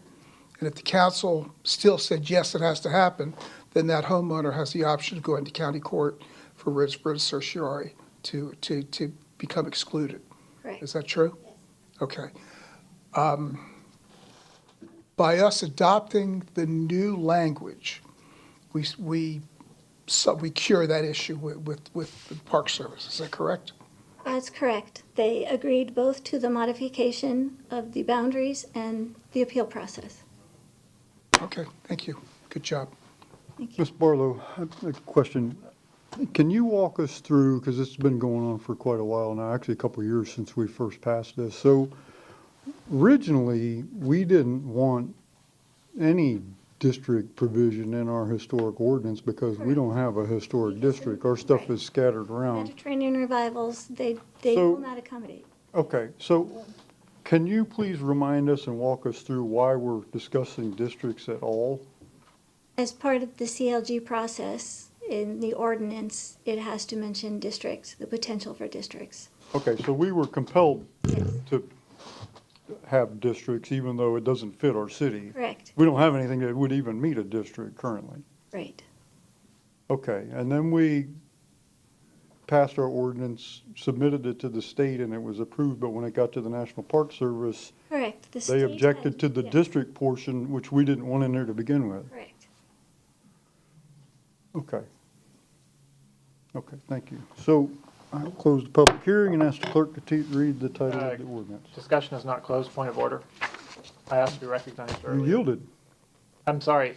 That's not how Robert's Rules of Order works. Everyone gets to speak until everyone has said everything they want to say, and then the discussion can be But you closed. yielded. I called on you. I'm asking for the floor again before this public comment, before the Okay, so Robert's Rules also says that the chair recognizes those people that want to ask questions. You don't get to pick the order that you get called on. There is no order of being called on. The chair has a responsibility of recognizing who wants to ask. So if you want to sit here and parse Robert's Rules of Orders, we can do that until midnight, okay? But when I call on you, you don't get to decide who gets to talk. That is the chair's responsibility. And whether you like it or not, these people voted me to be the mayor. Mayor Ross, this is not grade school where people go in order. This is city council. You will be recognized, I promise. I always recognize you, and you will continue to be recognized. You closed just now, but not everyone who wished to speak had an opportunity. Everybody who wished to speak was recognized, and you forfeited. You yielded. You do not forfeit your right to speak. It is inherent in the office. You yielded, and if you do that again, I will pass you by again. Now, Have I will not done reopen. that? Excuse me, I have done this before, and you have the right to speak more than once in a council session. Yes, you do. And but you you have the right, just because I yield doesn't mean that I cannot once again ask for the floor when the person who has had the floor previously has finished speaking, which is the case here. Okay. I will reopen the public hearing for the purpose of recognizing Councilmember Kravitz. You're very kind. Yes, I am. Now, ask your question. Thank you for following the rules. All right. Very sorry about that. So the question that I have is this. Sutton Hall is the elephant in the room. I'm reading through this ordinance and I'm thinking, if we're going to force anyone to be historically protected, it would make sense that we would perhaps have targeted something like Sutton Hall. But if I go through this, I'm seeing that the decision to approve an historic district can be made over the owner objection, but not an individual building. Correct, so. So my question is there a facility in this to force an individual building? No, there is not. It has to be the consent of the property owner for an individual property. And then my other question is, you were discussing grant issuance. Now, if we cannot create a district because of the unique historic layout of our city, the grants cannot be issued except to a district. Is that correct? No. The Okay. grants? Yes? No. No. Grants can be issued to the city. The city can apply for the grants. Okay. Cities and nonprofits. So my interpretation was incorrect just now when I saw through the slides. When a building is an individual historic landmark, it can apply for a grant, even if it is not within a district, but we need to have these districts in order to apply for these grants? No, you need to be, you need to have a local designation. You don't need to be a district. Okay. Thanks. Yes. And now I yield the floor. Thank you. Close the public hearing and ask the clerk to read the title of the ordinance. An ordinance of the City of Temple Terrace, Florida, amending Chapter 12, Article 11 of the Temple Terrace Code of Ordinances entitled Historic Preservation, removing Section 12-1160A2 and adding Section 12-1160A3 regarding consent of property owners for a proposed historic designation or district, revising Section 12-1160E2 regarding modification of the boundaries of a proposed historic district, and adding Section 12-1160E5 regarding an appeal process, providing for severability, repealing all ordinances or parts of ordinances in conflict herewith, providing authority to codify, providing an effective date. Thank you, Madam Clerk. Ladies and gentlemen, is there a motion? Move to approve on first reading ordinance 1582, amending Chapter 12, Article 9, entitled Historic Preservation. I think it's Article 11. Whoops, I'm sorry, 11. Looks like my ink's stripped. Second. Motion second. Discussion. Councilmember Fernandez. So to answer the question that when we're talking about districts, yes, none of our Mediterranean revival houses would be in a position for us to create a district. However, where the concern is that as time goes on, then other neighborhoods do become historic, and mid-century modern homes do have a layout that is conducive to creating districts in some areas of the city. So the districts, even though they won't apply to the 1925's time period, can apply to the 1950s homes as they approach.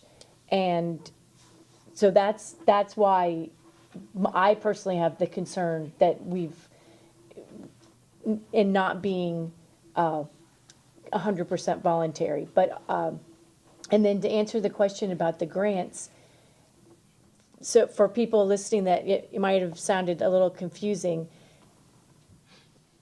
the city would need to be a certified local government in order to apply for and receive the grants.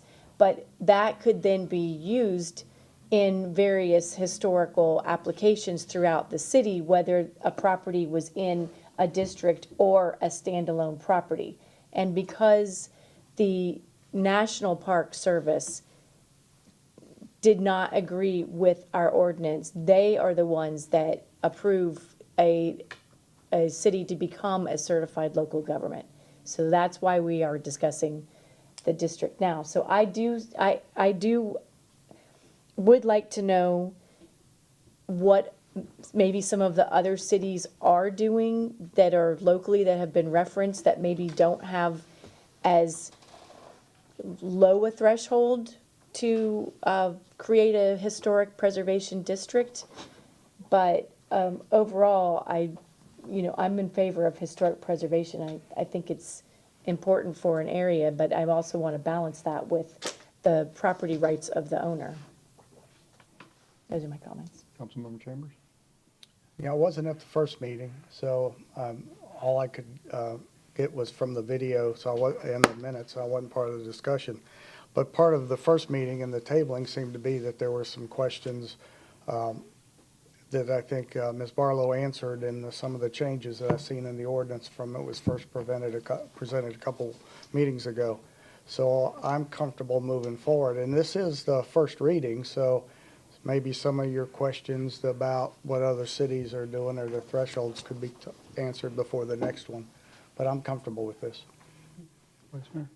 I made the motion. I'm totally comfortable with it. I just would have, we had a lot of gnashing of teeth over Sutton Hall, and we have an opportunity to potentially build a program that would prevent something like that in the future of the demolition.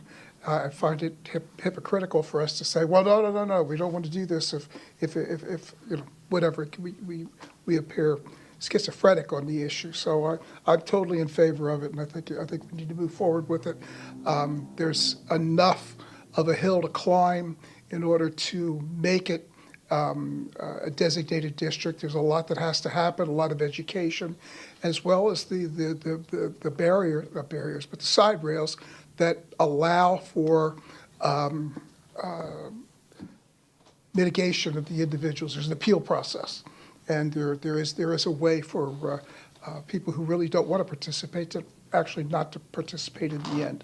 And I think that that's sufficient enough for what we need to do, and I'm totally in favor of it. Councilmember Kravitz? I'm just going to speak this for the record. So my issues with it are as follows.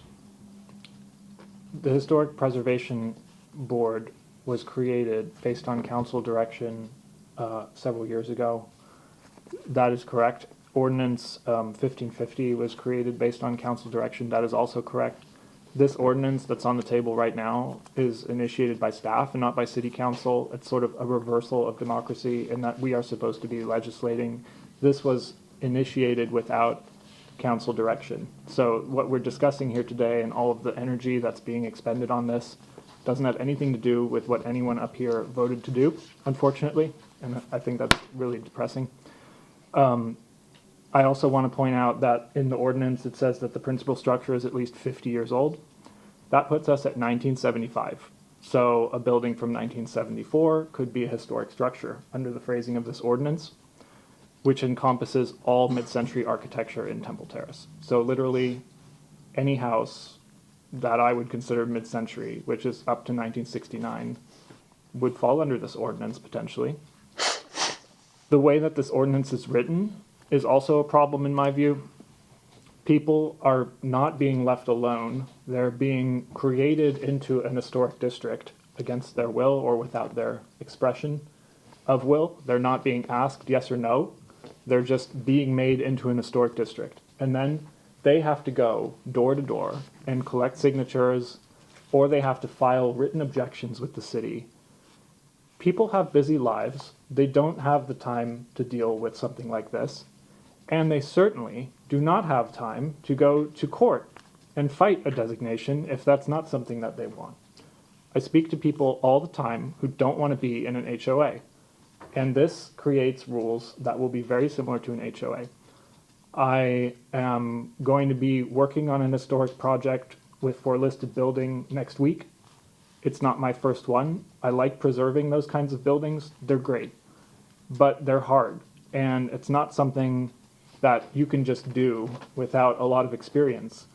Many times the rules that are applied to these listed buildings say that you have to use very specific materials, that you have to use workmanship that's in a very specific manner. For example, rock lathe is a style of drywall that might be required in a historic building. You might need expert plasterers in order to restore certain features.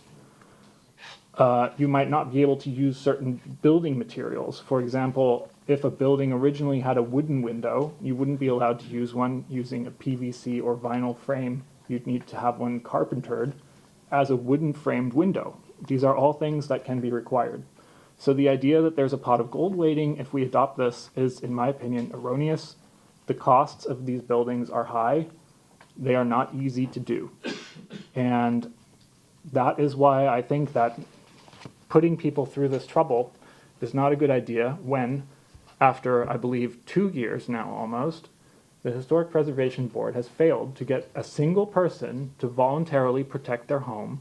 And on top of that, the one building that everyone in Temple Terrace did care about, Sutton Hall, was torn down and would not be encompassed by this ordinance at all because it cannot be applied against an individual building, against the building owner's will.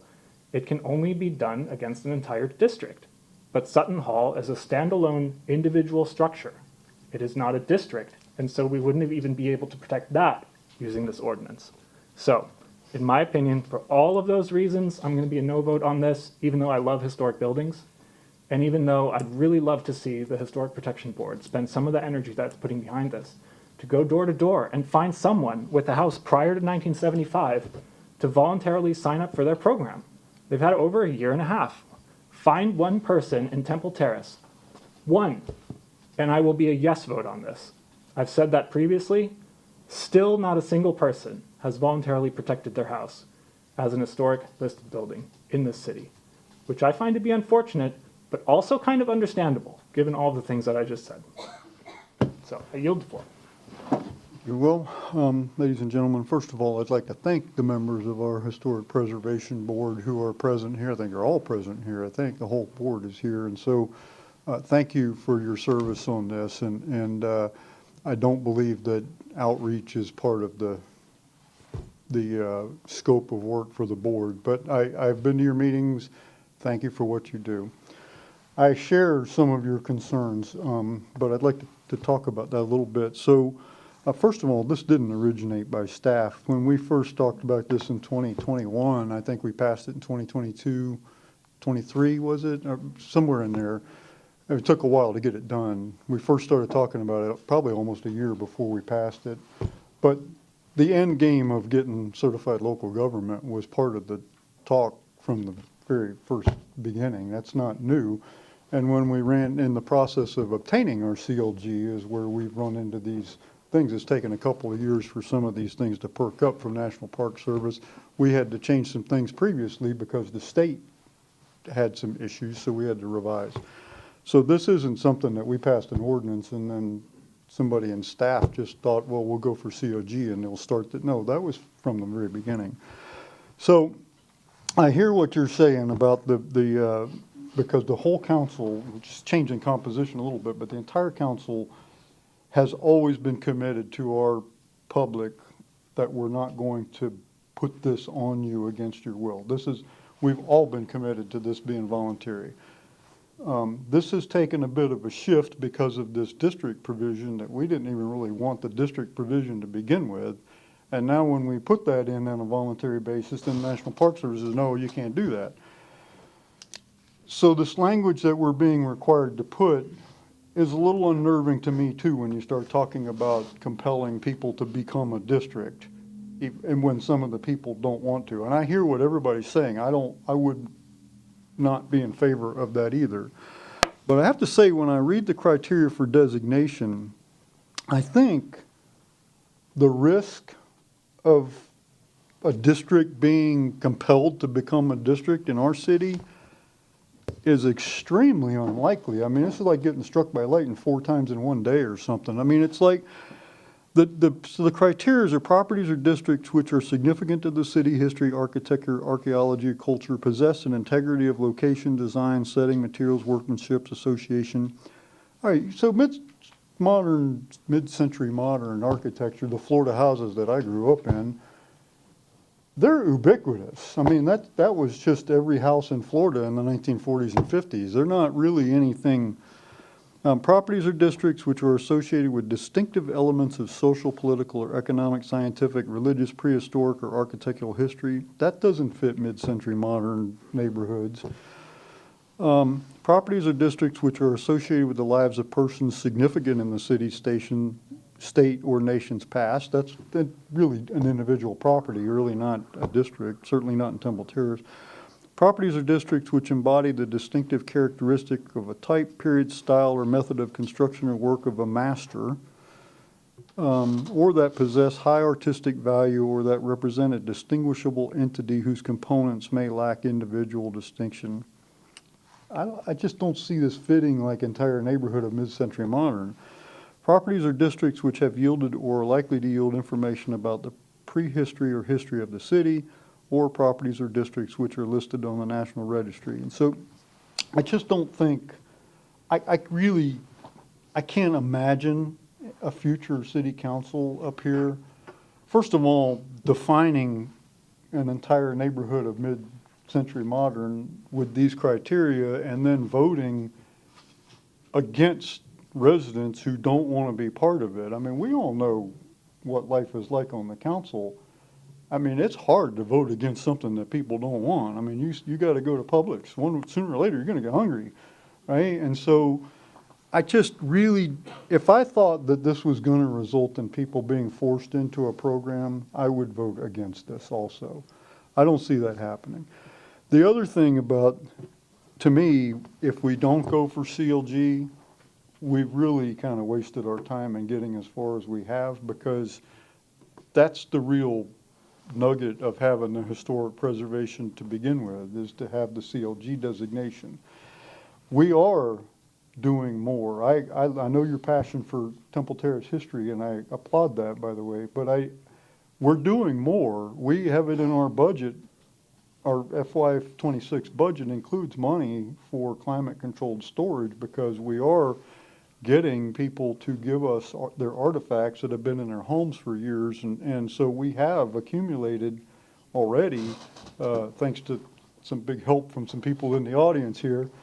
And we hope to expand that program. Now, I certainly can't guarantee that we are going to be successful in getting a CLG grant to help us pay for that storage. But I absolutely know with 100% certainty that if we don't have CLG, we're not going to get any money. And the same is true when we talk about a museum. You know, in a few years, we're going to be vacating, the police department's going to be vacating the 3rd floor of this building. Now, I don't know what it's going to become. I'm not promising it's going to be a museum. I don't know. But we'll have some space and potentially could do some exhibiting, exhibit some of these artifacts that we get. There may be some funding. I would think that would be very likely that there would be some funding available for that. Now, there's no promise. So anyhow, I share your concerns, but I think I just, for those watching and those listening, if I really thought that you were in jeopardy of getting forced into a district, there's no way I would vote for this. I don't think that is ever going to happen to anybody in this city. We just don't have that kind of place. So anyway, I'll be voting in favor. We do have a motion and a second. Is there further discussion? Councilmember Kravitz. I just want to address 2 points that were made.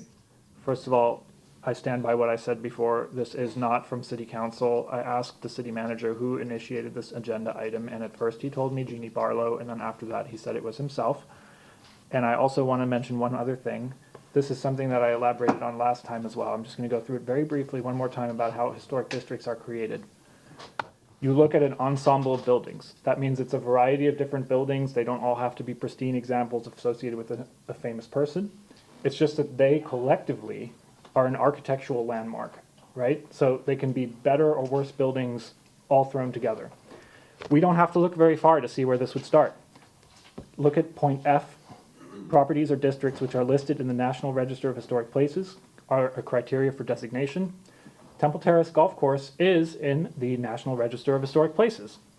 All you would need to do to create an ensemble out of everything around the golf course is to say all of the houses that are around the golf course, which is itself a national monument, historic monument, you would encompass 1 or 2 city blocks from the golf course, and then suddenly thousands of houses in Temple Terrace are all in one single historic district.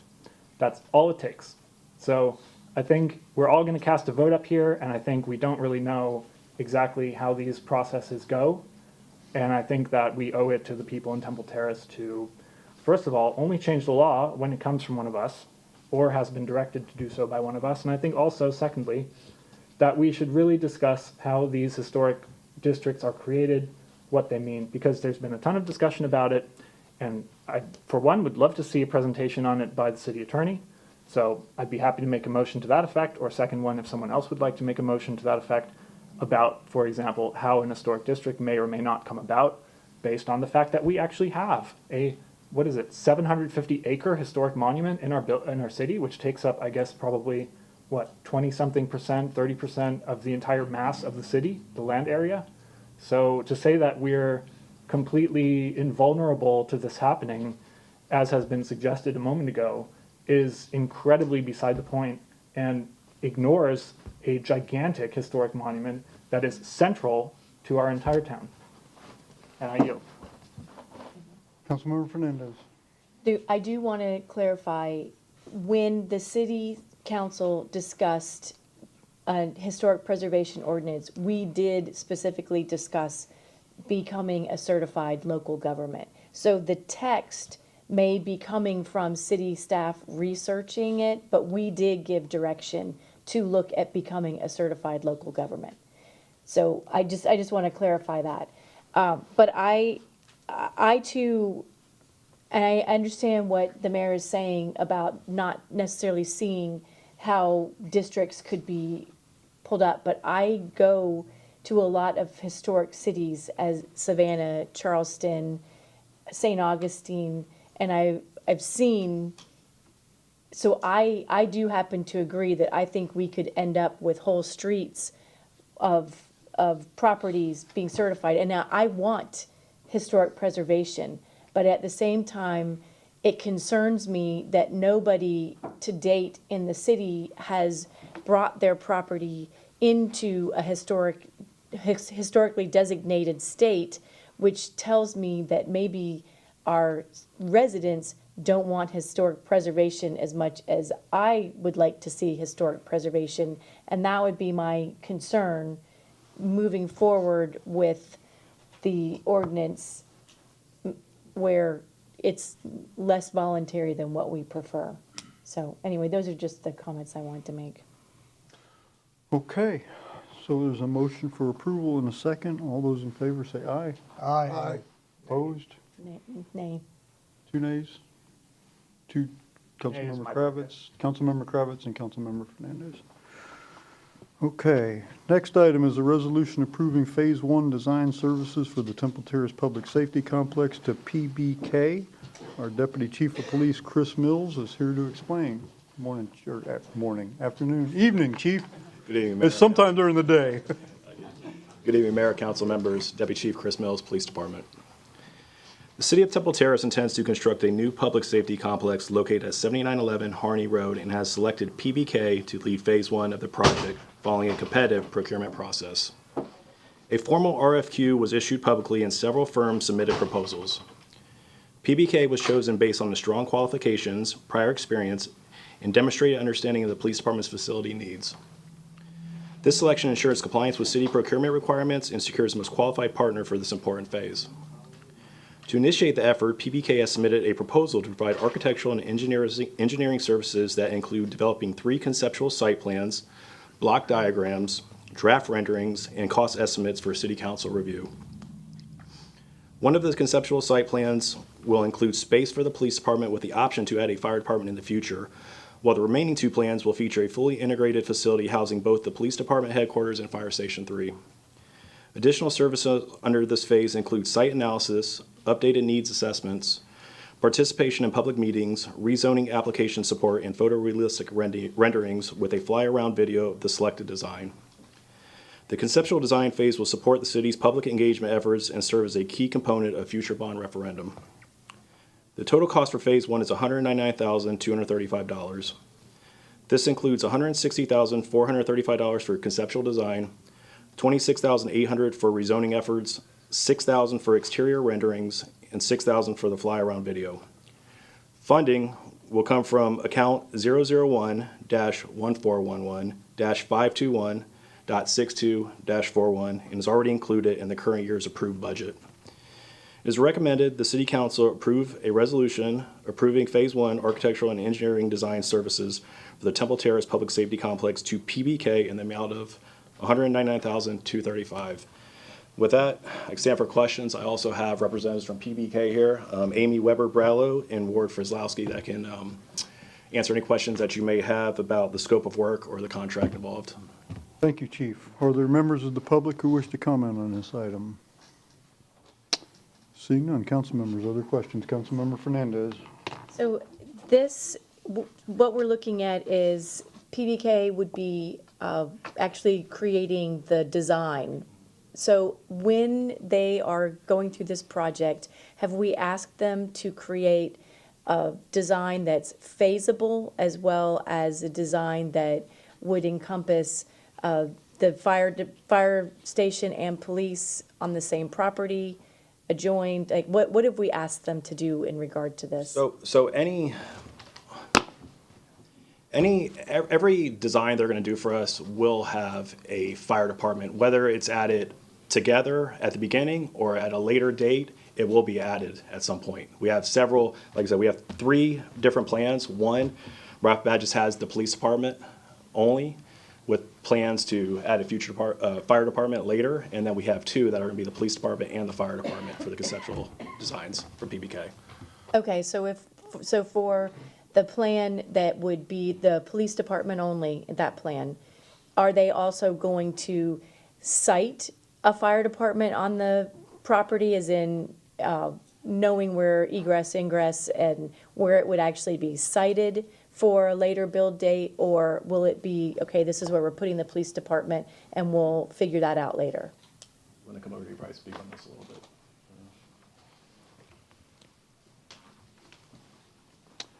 Good evening. Yes, very good question. So, We just need your name on the record. Ward Frislowski, PBK Architecture, and Amy Bradlow. The answer is yes. We're going to look at it holistically, but then give you the option to either design and build a police station alone, or with the fire department immediately or in the future. So we're going to look at it not only with the building, but parking, stormwater retention, ingress and egress, all of those things. So we're going to kind of master plan the whole thing and then give you the option as to whether you either want to or can afford to do just the police station or the police and fire independently or together. Okay, and then at the same time, will you be, as part of this, showing us the project drainage, stormwater retention, et cetera, that needs to be done for the entire project, not just if we Yes. build one piece at a time? Yes, so we have a civil engineering component to this, so we'll be looking at that right from the very beginning, all of those things. Grading, drainage, ingress, egress, stormwater retention, as well as functionality, aesthetics, really everything. Thank you. Councilmember? Vice Mayor? Yes, what's the anticipated time frame for completion? We have not set the schedule. We'd want to move it as quickly as possible. Some of that's going to be depending on availability of the police department, fire department, staff to work with us. We know ultimately the goal is to have a public referendum in November of 2026. So what we've talked about internally is we know there are things that relate to that. For example, you have to get to supervisor elections and have that ballot language way ahead of time. So we're going to kind of work that schedule backwards and then give ample time. Obviously, we're going to come back to show you things, go to the public, kind of have that educational campaign to all be set for that November 2026 referendum. So we're anxious to move it along quickly, but we also realize that we want to be cognizant about the time that the police, fire, staff, and all of you need to make sure that we're not rushing decisions for you. Thank you. No questions. A question for Chief. Thank you very much. Thank you. Chief, I know 5 acres sounds like a lot of property, but by the time you put a fire station on one end, a police department, and then the retention and the parking and all that, I mean, you eat up 5 acres pretty quick. I don't want to think we need to expand the cost of the design with this, because we don't have the money for all this up front anyway. But are you keeping in mind if there's any space left on the property, the orientation of the buildings? There is, in other words, if you have a little spot in here and a little spot here and a little spot here, it'd be better to have a bigger spot where maybe you could put a fire tower, or maybe you could put canine training facility, or, you don't need a huge spot of land to do something of that nature. So are you keeping that in mind when they orient the buildings to say, well, can you put it a little bit over here so we could make better use of that land that we don't need? Yeah, we are. We've had conversations about that, and they're ongoing. I mean, everything that you just touched on there, we've had conversations about it. We've been talking about it. Okay. I do, if nobody has any other questions, I would like to say one thing. When I started here almost 16 years ago, everybody talked about a police department to be built, and it's taken quite some time. But I know us as a police department in whole are very grateful to everybody in the city, the council, city manager, everybody that's involved with everything. It's very exciting time for us, and we greatly appreciate it. And I just want to close it with that. Designing it for $200,000 and building it for $30 million, two different things. Correct, but this is the start, and this is something it's taken a while for at least us to get this point. And We're closer than we've ever been, so. Very good. Okay. Council members, if there's no further discussion, is there a motion? Move to approve a resolution approving Phase 1 architectural and engineering design services for the Temple Terrace Public Safety Complex to PBK in the amount of $195,235.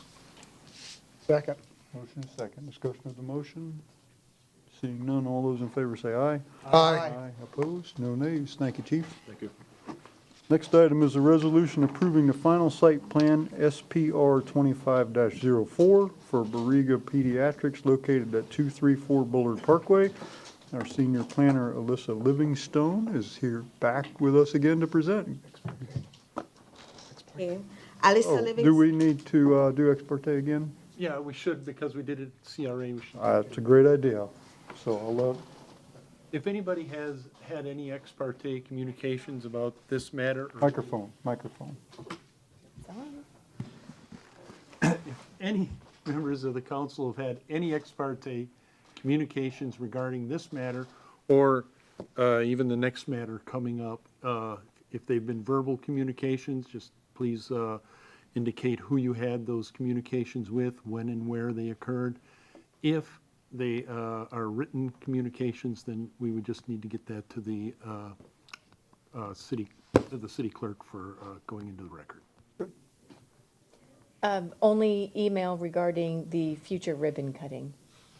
I've had none. I had one verbal conversation with, I believe it was a Julie Grande, last Thursday, I believe, and it was just as a petitioner expounding on the hope for approval. Right. Now, did you discuss any of the No, substantive issues? nothing discussed. Councilman? I've had none. Good, thank you. Ms. Livingstone. So this presentation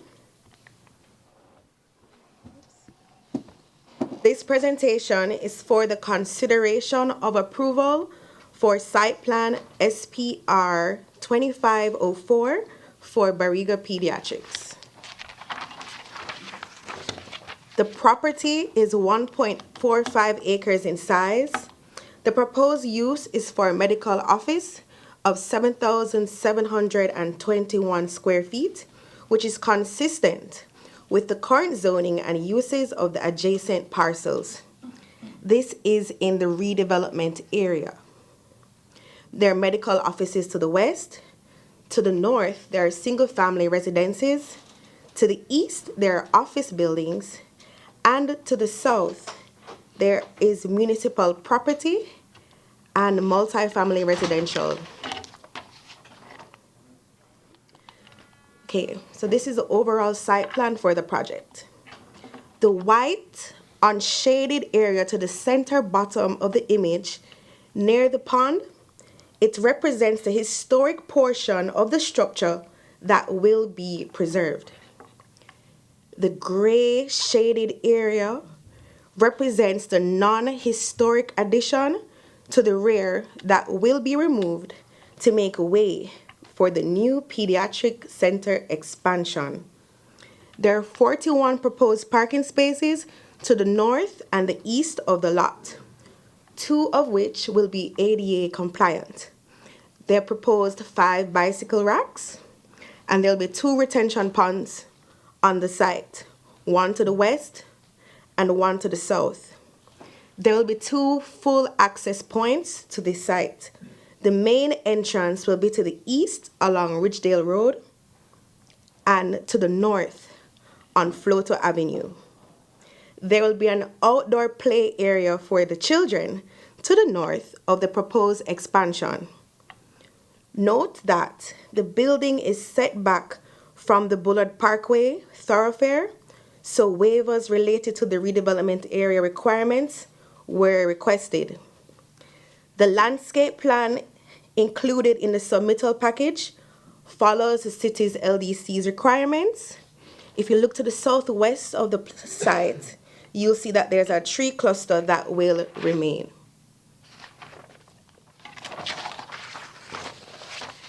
There were 4 requested CRA waivers. The way the existing structure is positioned, which is the white unshaded area on the site, it is set back from Bullard Parkway, so it would not be feasible to abide by the CRA requirements listed above. The first one, the proposed building addition is located on the site in such a way that it preserves the layout of the existing historic building at the southeast corner of the site. Because the proposed building addition is set back from the main thoroughfare of Bullard Parkway, the pedestrian streetscape requirement would provide a minimal benefit or impact. The third, the proposed building addition is designed in a manner that it preserves the historic building at the southeast corner of the site. And if you look to the screen, you'll see that it's proposed that they will keep the building with a blank wall. So this will keep the street frontage. Keeping the street frontage building walls blank would ensure that the historic character of the building is altered minimally. Here are the general requested waivers. There will be a stormwater pond to the south of the site. The site plan proposes access from Ridgedale Road and Floto Avenue. The existing driveway access from Bullard Parkway will be eliminated as it is too close to the intersection with Ridgedale Road. This is sheet C1 of the plan set. To the northwest of the parcel, this area highlights easements to be granted to the city for future utility improvements. On the east side of the property, the proposed sidewalk will meander between public right-of-way and private property. The applicant will grant an easement for the portion that falls on private property. Here's the north elevations.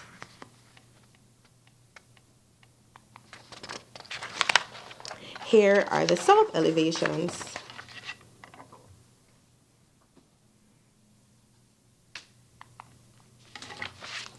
Here is the east elevation.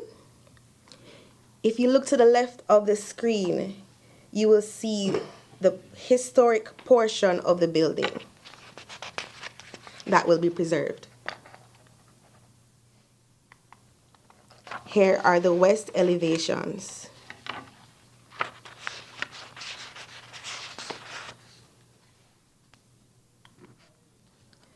These are the exterior renderings. The applicant has made an effort to keep the historic character of the existing structure as seen here.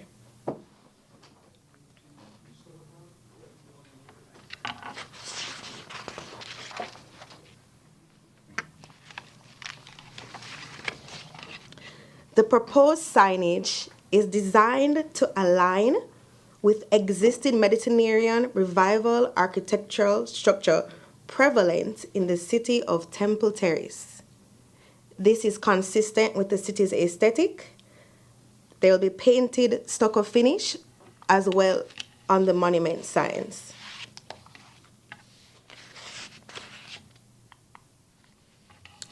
The outdoor play area will feature a curved tree bench, a balance beam, 2 picnic tables, a mulched pathway, and a playhouse.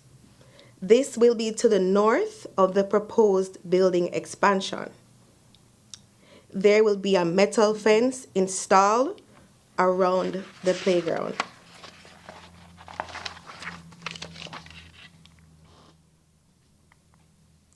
There are 7 conditions with this approval. These include standard conditions regarding date stamp on plans, land development code language, and easements to be granted to the city. The easement to be granted to the west property line is for future utility improvements. The easement to be granted to the east is for sidewalks that are proposed. The applicant will be responsible for all costs associated with these easements.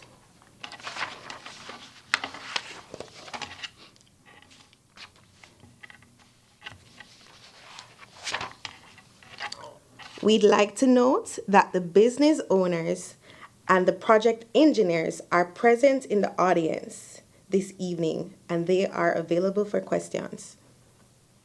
Thank you. Thank you, Ms. Livingstone. Are there members of the public who wish to comment on this item?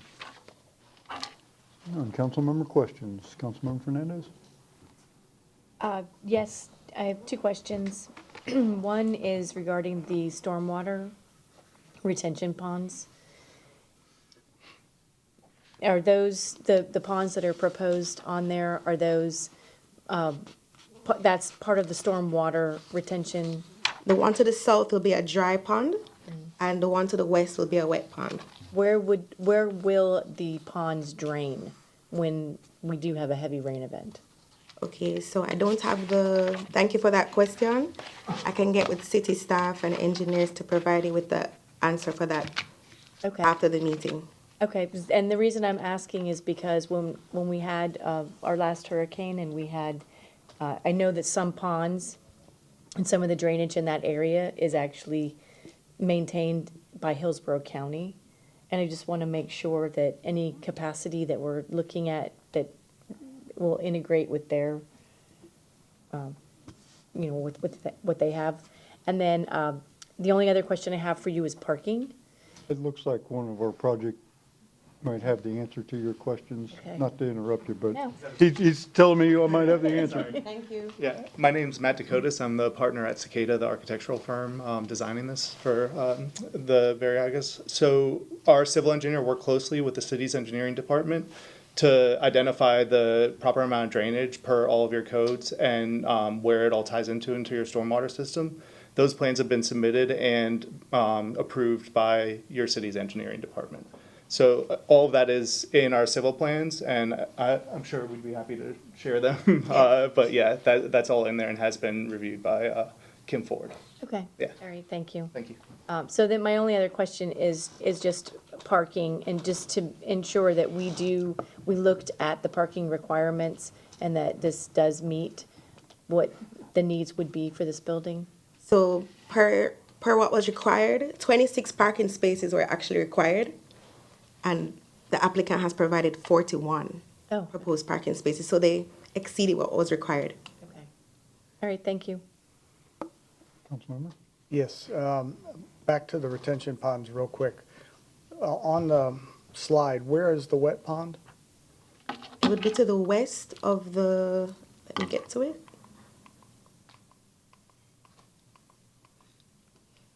To the west. Okay, and on my backup doesn't have it. A question, well, that's the dry pond, that's the wet pond. Is the wet pond required to have a fencing, since it's gonna have water in it all the time and we have children all around it? Thank you for that question. Well, I mean, our building staff or our people should know if a wet pond's required to have fencing. Somebody stand up, yeah. Thanks. That requirement is going to be based on the slope and grade of the shoulders, and I don't believe that's going to be the scenario in this case. Okay. It'll be a standalone as you see it on the site plan. And one of the developers, people's shaking his head, but you got to come up and put it on the record, please. I'm sorry. No, that's okay.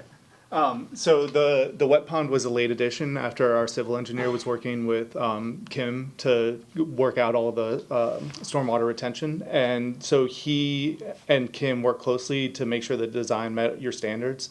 But I don't have a straight answer for you exactly on the fencing, but I know his slopes were shallow enough where there's not a steep slope into that pond. Okay, thank you. Mm-hmm. Thank you. Vice Mayor? I have three questions. One, how is the old building going to be incorporated into the overall facility? You gotta read the backup. You gotta read the backup. It's all in there.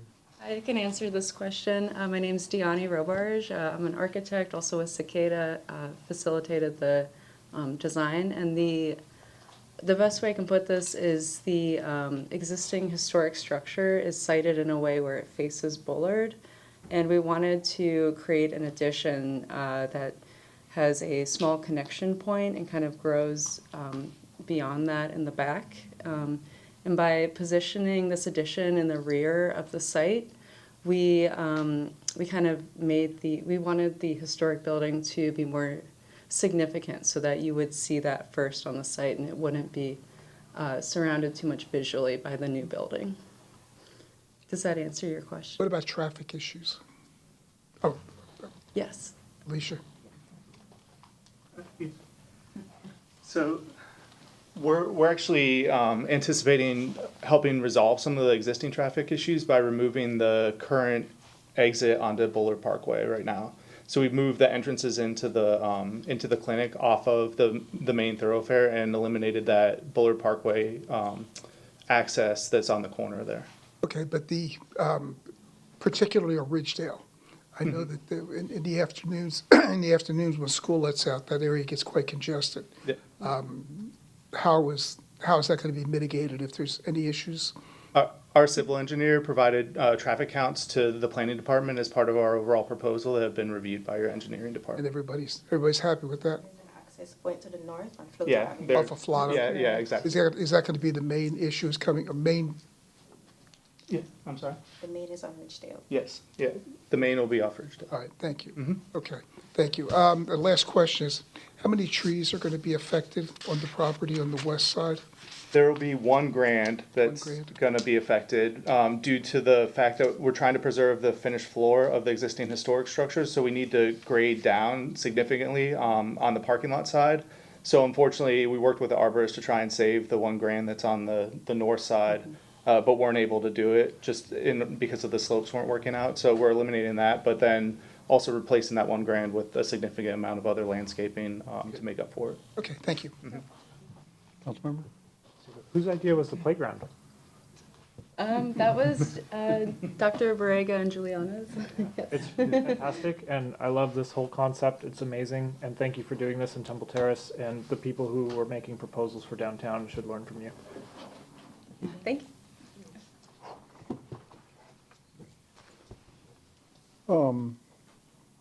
I don't have any questions. Okay. So is there a motion? Move to approve the final site plan SPR 25-04 for Barriga Pediatrics located at 234 Bullard Parkway. Second. Motion and second. Discussion? Do we need to say with conditions and waivers as presented? Probably. With the conditions and waivers as presented by staff. Quick question, did we do any type of public comment on this? I forgot. We did. We did, all right. Yep, we did. So the amended motion is for approval, including the included waivers. And Yes, and conditions as identified by staff. Second. Okay, motion second, discussion? I just have one comment. I really appreciate the effort that you've put into preserving the existing historical structure. And I also like the playground idea. My children are much older now, but I would have appreciated it a long time ago. But I appreciate the investment that you're making in our community. I have a comment too. I've got to echo that too, except for the part about I don't have any children, so they wouldn't have enjoyed the playground. But I appreciate the effort, and let's get this thing built. Okay. I'd just like to say, echo my colleagues up here. I was looking the past couple of days at this backup material and looking at the specifics, and I just love what you're doing here. This is terrific.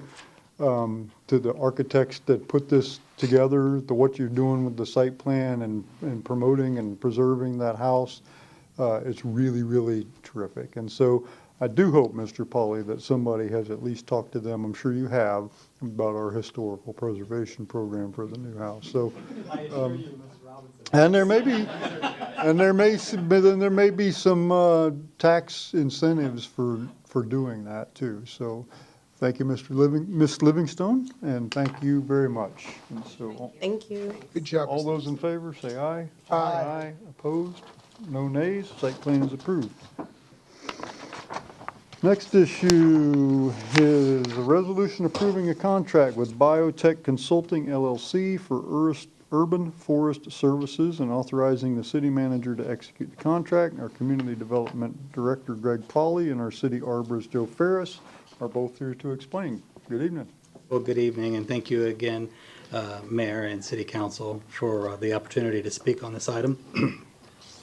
This item is listed as 8D on tonight's agenda, and it is the resolution that you just spoke of. I'd like to provide a bit of background information. Earlier this year, on April 21st, RFP 2505 was published seeking responses from qualified firms to provide urban forest services throughout the community. The services were broken into three primary project goals. The first is a tree inventory and condition assessment for all trees on city property having a DBH, or diameter at breast height, of 12 inches or greater. The second project goal is a citywide urban canopy assessment. And finally, the third project goal included in the RFP is a comprehensive urban forest management plan. 4 firms responded to the RFP and were evaluated by the evaluation committee. The evaluation committee was chaired by Mr. Joe Ferris, our city arborist, and included staff from our Public Works Department as well as our Parks and Recreation Department.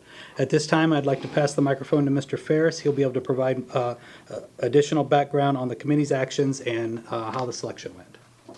Thank you. Welcome, Mr. Ferris. Good evening, Mr. Mayor, council members, city staff. The committee review of the submittals consisted of a multi-step process. During the evaluation period, the committee completed the detailed reviews of each submittal and agreed that 2 of the consulting firms should be added to our short list. After having the opportunity to meet with both firms, the committee voted unanimously to award the project to Biotech Consulting. The committee based our decision on the following. One, the timeline in which biotech was proposed to complete the project, which is in a 3-month period, beginning first part of September through the middle of November. 2 was biotech's commitment to details and attention during the project to ensure the city will be their main focus in providing all that we've asked for in each of the set goals. 3, biotech has proposed to have one set of their team in the field to complete goal 1, at the same time running a parallel team to complete goal 2. They also are committed to open communication through the project by providing weekly updates with time for the city to review and respond with comments. Overall, the committee felt that biotech consulting would provide the city with the highest level of customer service, focusing on the city's need to complete this project.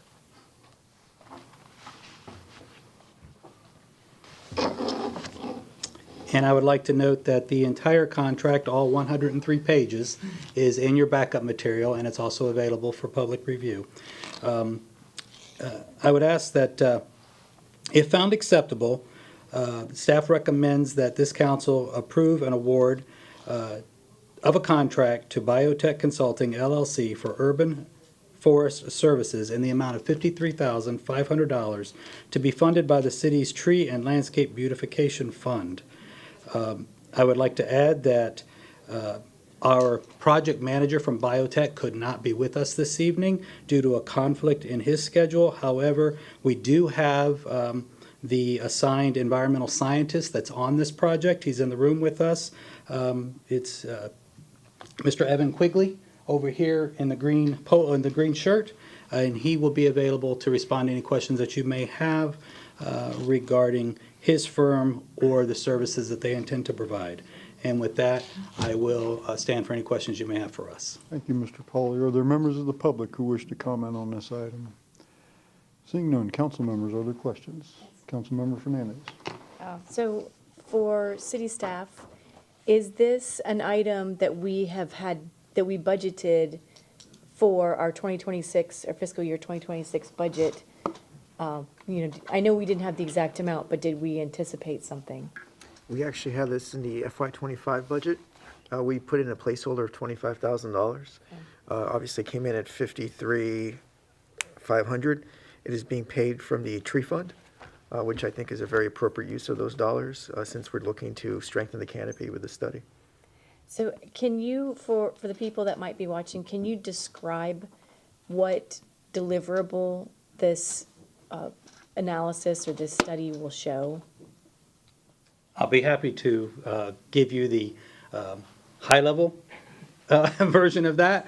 I think Mr. Ferris could probably drill down even smaller depending on the detail. And then I'm sure Mr. Quigley could even provide details that I'm not even aware of at this point. I can tell you that historically, up until this point in time, city staff has never had information available to actively, and I'm going to use the word proactively, manage our urban forest canopy. We simply haven't had it. Our efforts have been of a responsive nature. This information will catalog and inventory everything that is located on public lands within the criteria of the project that are considered sustainable trees. They've reached a maturity of 12 inches or greater at DBH, which measures 54 inches above the grade. So these are what we would consider trees that we truly want to take care of, that we want to protect, and that we want to provide opportunities to expand our canopy. So this is going to give staff an opportunity to be proactive and not reactive. And then the last part of this is going to provide staff today and staff years down the road an effective management plan to not only preserve the current urban canopy, but there is a metric within the information that's referred to as the PPA, which is the potential planting areas. It's going to help our staff identify where we should be planting trees in the future. Thank you. Member Chambers? Yeah, for the group, could you explain again the locations that this study would be doing? You said city city properties, but right away, golf course, anything like that? Give me 1 second, please, and I will pull that up for you.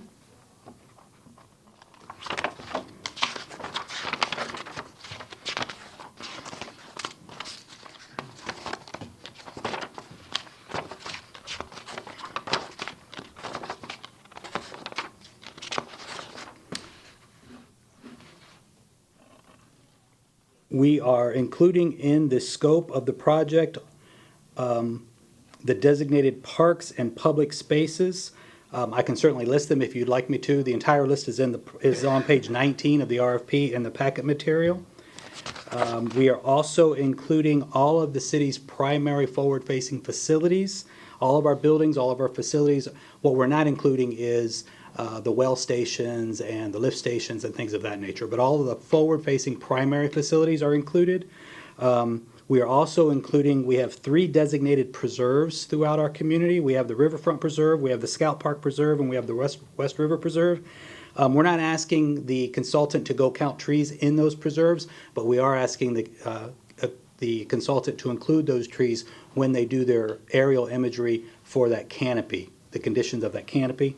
And then lastly, we have all of the city maintained and designated roadways and rights of way. That will not include county and state maintained roadways and rights of way, and it also does not include properties that are leased beyond what the city currently maintains. Your question about golf course, that would fall under the leased property condition. So even though that is its own topic altogether for trees, it's not included in this work. Okay, thank you. Vice Mayor, My question's been answered. Councilmember Kravitz. Yeah, there's a 6-month time frame for it, I think, for this project. It's actually shorter than that, sir. How much shorter?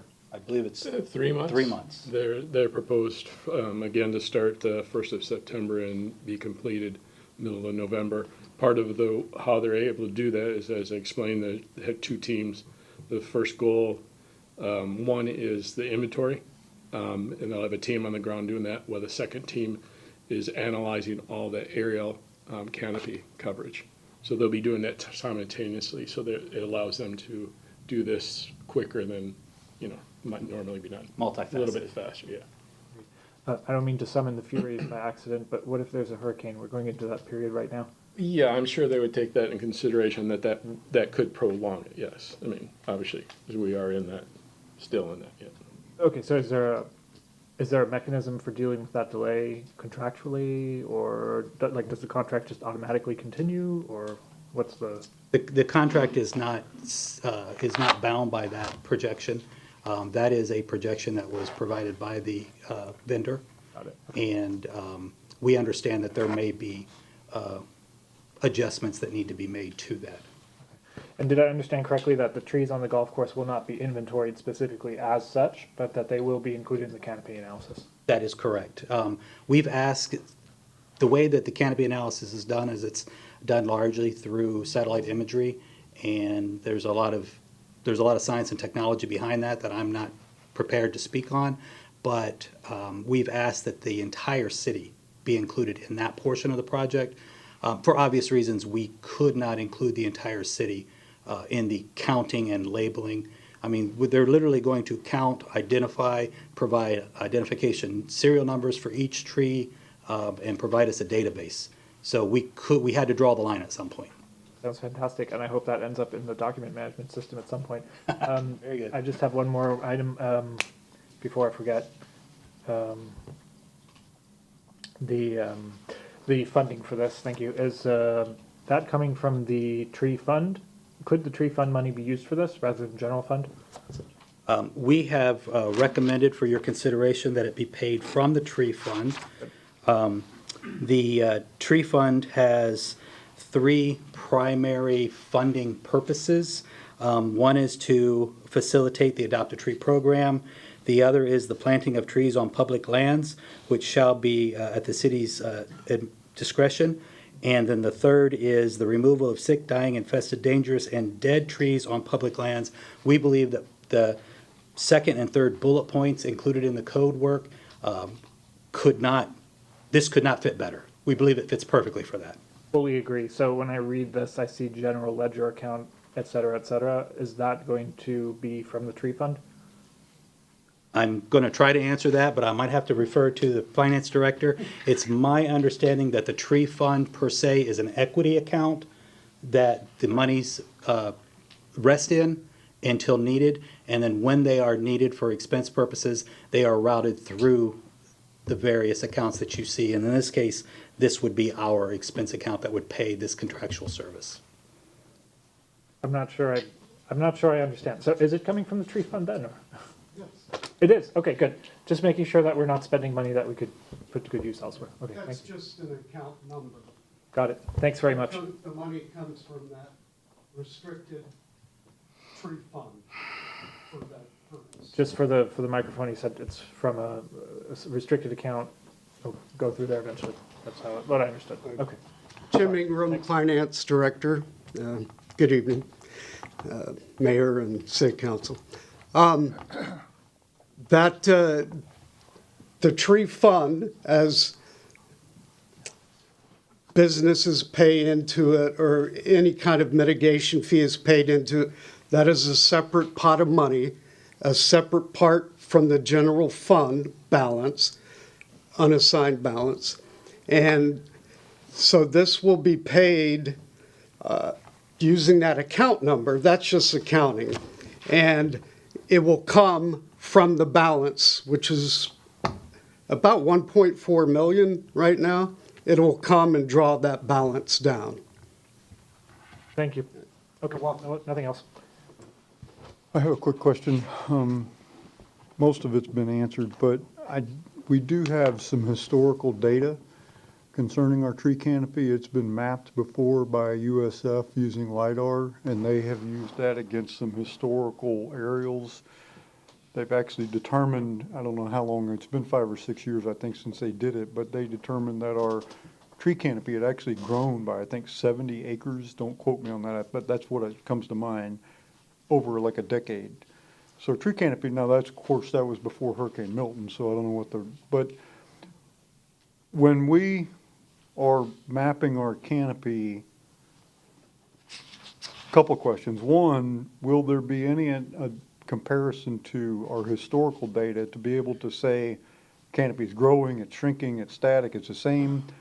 And will it be in the format so that when we do this again in 6 or 7 years, we can then make that same comparison? Because I think to put this in 3D, you really need to, okay, this is what it is today, but how is it compared to a decade ago and a decade from now? Which way are we going?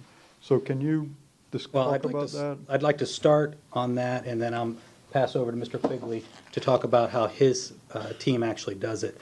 From a city perspective, when the RFP was published, it called out the Division of Forestry statewide tree canopy, which drills down to the municipality level.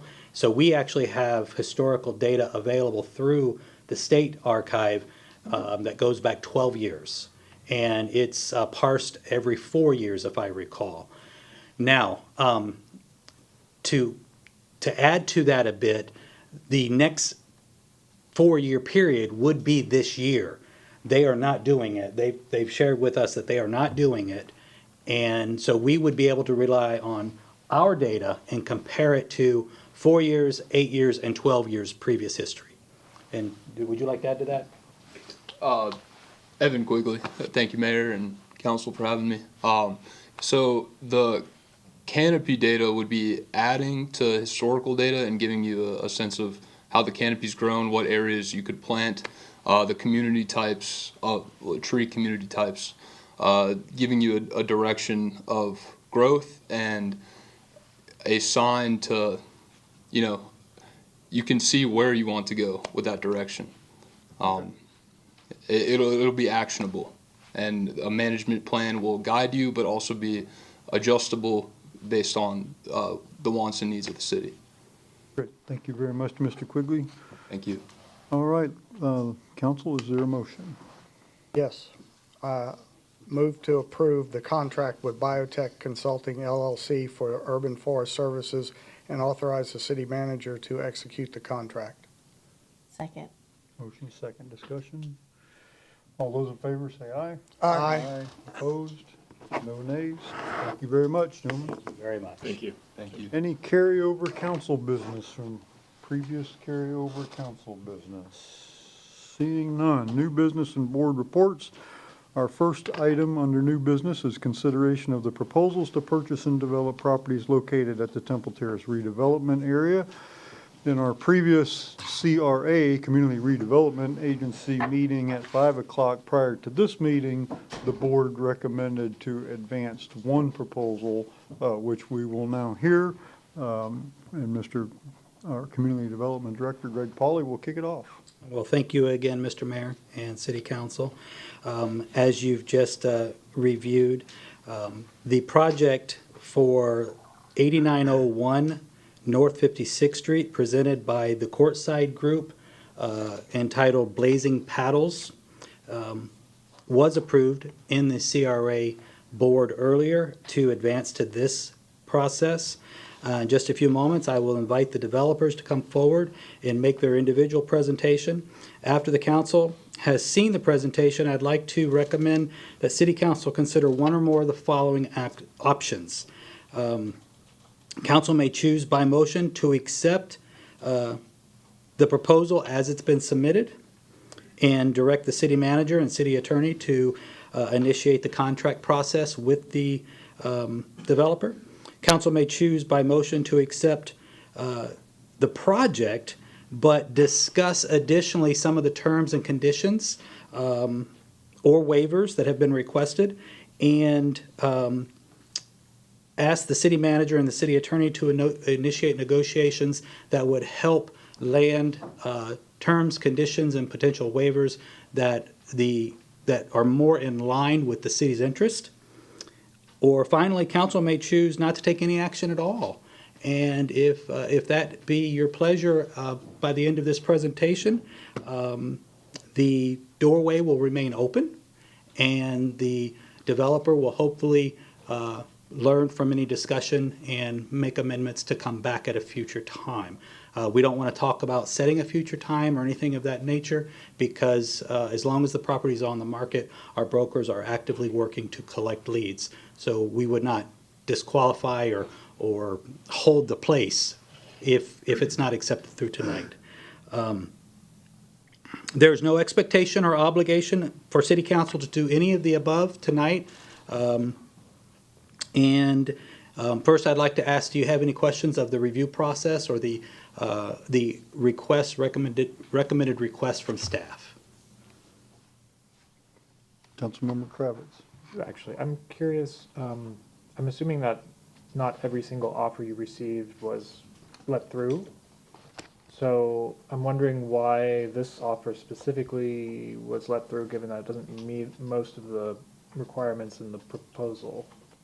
If you recall from our discussion in February, we had a very robust discussion, and in layman's terms, we took away from that meeting a direction to loosen the reins a bit and to allow projects to come forward that may not have been presented in the past.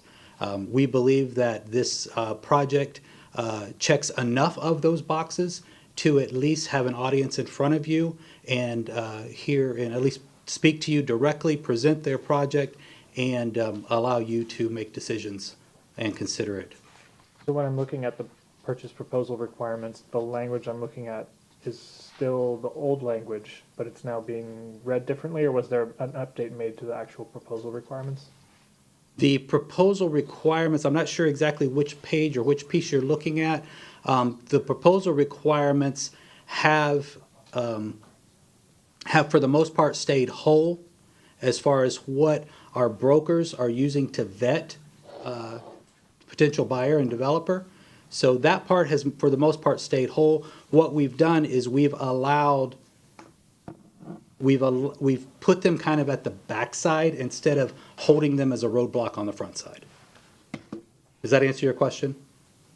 I gather that the proposal requirements were not changed in their wording. It's just that they're being read differently. I get it. Yeah.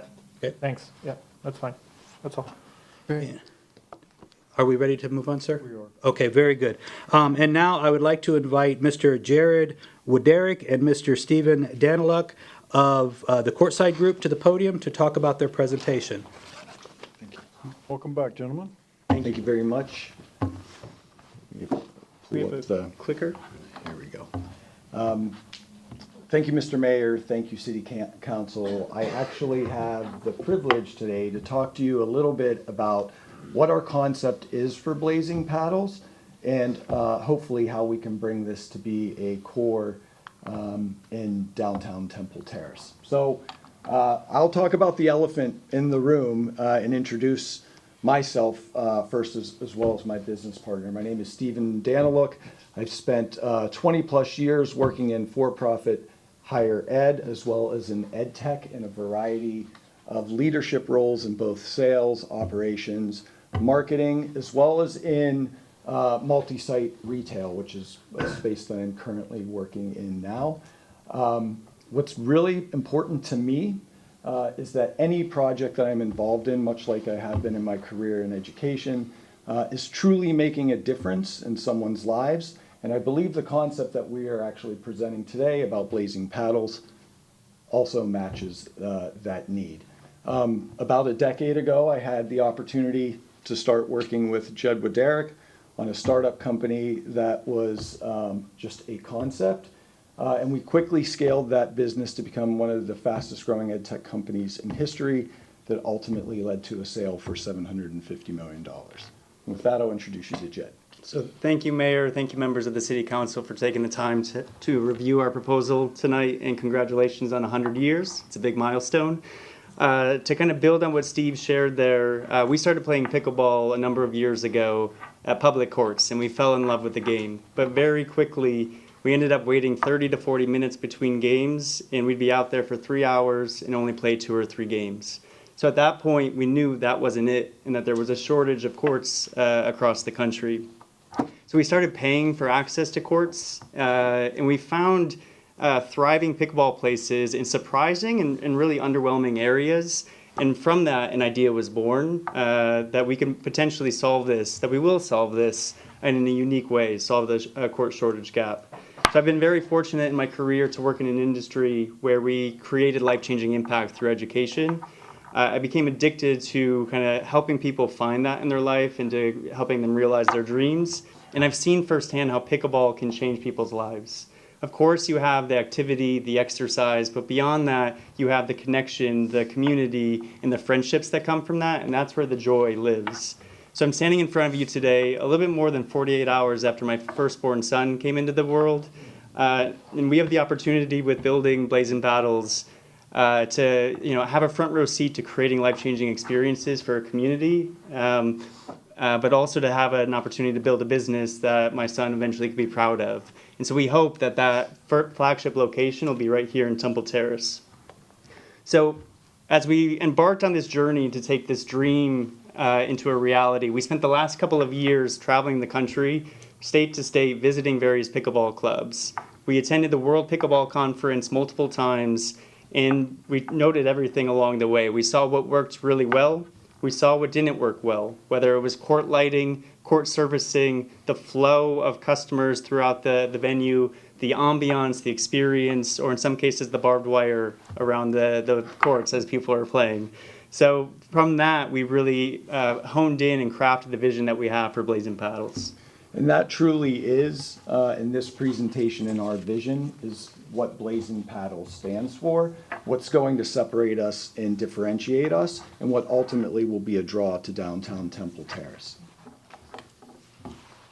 So I do want to talk, when Jed and I first started, we're also intelligent enough to know what we don't know and very quickly engaged with advisors that we know in this space. In particular, we have a commercial development advisor that has done projects from $5 million to $100 million. I'm fortunate that my brother is actually a civil engineer who works for Jacobs and helped us guide understanding what site layouts would be.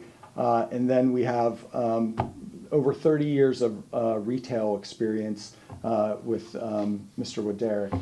as an advisor as well. And universally, what they said to us is the success of a project is going to be dependent on the team. You want a experienced team that has a local feel and has demonstrated results. And that led us, and I'd actually like to thank them because they've joined us here as part of this, bringing on Soul Design, Franklin Development, and R Squared Engineering from the beginning.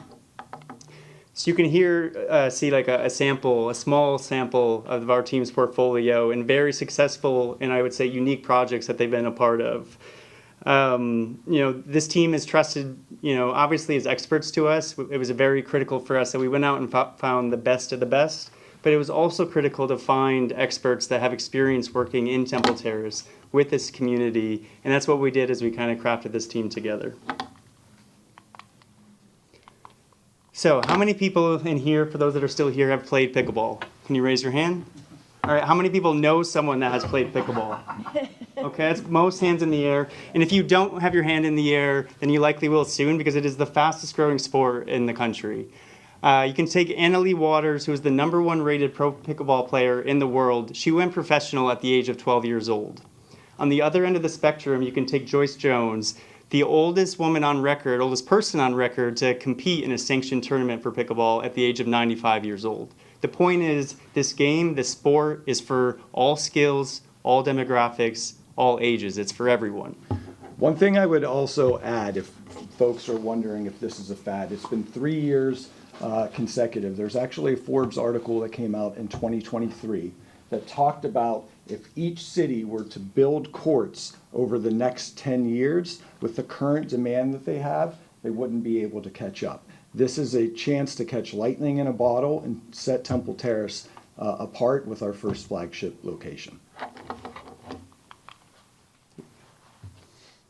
So this is a little tough for me to see from here, but we did want to talk about the opportunity. And what's been clear hearing in the conversations and even from early talks with the city and what we're looking to do, what sounds like is really important for this property is a revitalization of the downtown core. And we believe that this business idea will do just that. If you look at the surrounding area of Hillsborough County, we have one major competitor that currently exists, and they are, no exaggeration, it's an abandoned warehouse with no air conditioning and barbed wire that exists, and they have a waiting list to be a part of this. Jed and I, as part of our research, have talked with people from St. Petersburg to downtown Tampa, creating a flagship opportunity like this. This is something that they will travel and drive to, and we understood a destination was an important aspect of what Temple Terrace was looking for in this property. To kind of build on that, we first sat down and met some members of the city over 15 months ago, and we really honed and refined our vision when we understood what the city's looking for in creating a downtown experience that attracts visitors. We connected with avid pickleball players that live in Temple Terrace, that went to USF, and are incredibly excited about the potential of this idea coming to life. Members have said it themselves that no one's going to drive 20 minutes for a Chipotle, but our belief is that they will drive 20 minutes away for a one-of-a-kind entertainment venue that has pickleball, food, live music, and more. So to talk through a little bit of the community benefits that we wanted to highlight at scale, our estimates have annual tax revenue exceeding $400,000. We have over 300 daily visitors that are coming through and an increased property value of 25%. But beyond that, what we actually, you got to click there, yep, is local job creation. We anticipate at least 40 new jobs that are mid to higher paying roles. We talk about the sense of community, and I know that's an important aspect I've heard some council members discuss here. And anybody that has been a part of pickleball is a community. You are literally drawing people together to experience something that is healthy, fun, and active on a regular basis. And obviously, we feel that this will be a draw to the city of Temple Terrace and help with the downtown revitalization. So what is our vision? Our vision is to create a premier pickleball place. that has 12 indoor and outdoor courts. So whether it is the thick of August, as it is now, and you need air conditioning to play pickleball, or it's the middle of January and you want to be under the blue sky, we've created something that has a little something for everyone when it comes to playing pickleball. Beyond that, you have the full-service restaurant and bar. You have gamification bays that offer a unique experience for players, and then premium amenities that ensure that this is a place that people can spend hours at after they're done playing their pickleball games. So, elevating the pickleball experience. For those that didn't raise their hand or haven't played pickleball, maybe it's because you don't have a group to play with, or maybe it's intimidating to get on the court for the first time and you feel like you might not be great at it.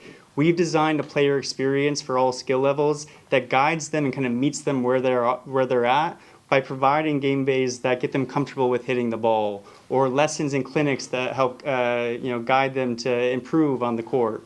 But for our advanced players, we also have AI technology that we've partnered with Stupa Analytics to provide unique data sets that allow them to really improve their game. It's really important for us that you're bringing the beginners along that have never played pickleball and are having a great time, but for those that are going to play every single day, we need to differentiate ourselves with public courts. So how do we add value to those types of players through the technology and features that we can offer through members? And I promise that we did not know that we would learn so much about the fire department history today, or that the chief of the police staff would be here today. But imagine a world in 2027 where you have the Temple Terrace Fire Department versus Police Department annual tournament, with the proceeds of that going to charity. No. When we say no, Someone will get hurt. But when we say we want to be a part of this community, we mean it. And so whether it's getting creative with the tournaments that we host that make a big event out of pickleball, or just having fun with the people that we're engaging with every day, we have a lot of amazing ideas for how we can immerse ourselves in Temple Terrace. The police department versus fire department was an example on this slide months ago before we knew the agenda today. On to the next slide. So this is probably my favorite slide. We are pickleball first, there's no denying that, but we are far more than just pickleball. So whether someone is coming to play pickleball, or they're coming for live music and entertainment, they're coming to have a beer that we brew in-house, they're coming to play shuffleboard or cornhole, or they're coming for a corporate team bonding event, whether you pick up a paddle or you never do, we are creating an experience at Blazing Paddles where everyone can have a great time and engage in a social atmosphere that is energetic, thriving, and more than just pickleball. Because we know, I saw some hands that didn't go up, not everyone's going to play, not everyone has an interest. But if this is to become a staple in the community of Temple Terrace, we have to offer more than just pickleball. So talking a little bit about our design philosophy, and I know we covered this a bit in the CRA meeting earlier today, as Jed and I toured countless pickleball facilities literally across the U.S., the most clear thing that stood out to us is most folks are grabbing old industrial warehouses, throwing in some pickleball courts, not giving any real thought to the experience, which works for now, but will not be a long-lasting solution in this space. There are some other big corporate partners, but they tend to be restaurant first. And really what our design was focused on was making this an inclusive experience for everything, not just pickleball, not just gamification, not just the restaurant and bar, but the outside fully incorporated into our design. So one of the biggest concerns that communities might have when it comes to pickleball is the noise. There's no getting around the noise of the ball hitting the paddle, but we've been very intentional every step of this process in how we've looked to mitigate noise reaching our neighbors. We know there's an apartment complex directly behind this facility. We know that the city has certain noise ordinances at different times of the day and that we'd have to be beneath those. So whether it's the specific location of our building acting as a sound barrier to sound reaching those apartment complexes, or it's the materials we're using both inside the building to minimize the pickleball noise for someone just sitting at the bar, or if it's the fencing and materials surrounding the exterior of the space to, again, kind of minimize the decibels that are going to reach both the Fountain Gate shops and also the apartment complexes. We want to be a staple for years to come, and we would have to do that by being great neighbors that are considerate of those around us. So obviously with smart design, that requires smart waivers, which I'm assuming we can discuss in the Q&A or at a future time. But based on our existing design and our interpretation of everything with the code, these were the design waivers that we would need to seek. And really, just in closing, I know this was a short amount of time to review a lot of information. This is the culmination for us of multiple years of work and what we think will be our first flagship location. We think that this really strikes at revitalizing downtown. We think that it is truly unique. There's nothing like it that exists in the Hillsborough County currently, and we hope you'll consider partnering with us moving forward. So we'd like to actually turn it over to Q&A. Thank you very much. Are there members of the public who wish to comment on this? Mr. Loeb. We'll take public comment real quick and then we'll open it up. Quite a few comments on it. Charles Loeb, Terrace Park. I have quite a few comments on this. First of all, in thinking in future terms, you do realize that there's going to be an expansion base for your customer service, plus the fact that you also might be wanting to host tournaments like out-of-area tournaments. Now, the city itself does not have a hotel in order for you wanting to host, so you do realize that. That's number one. Number two, with the stadium opening up here in 2027, you would have a potential expansion base toward your thing if they allow you to do that. But, it's something to think about. And, about traffic, or have you thought about the traffic in the area? Also about toward marketing over, to USF, assuming that they allow you to open. I was wondering if you have any thoughts on those things generally. Mrs. Donahue. We'll call you up at the end of yeah.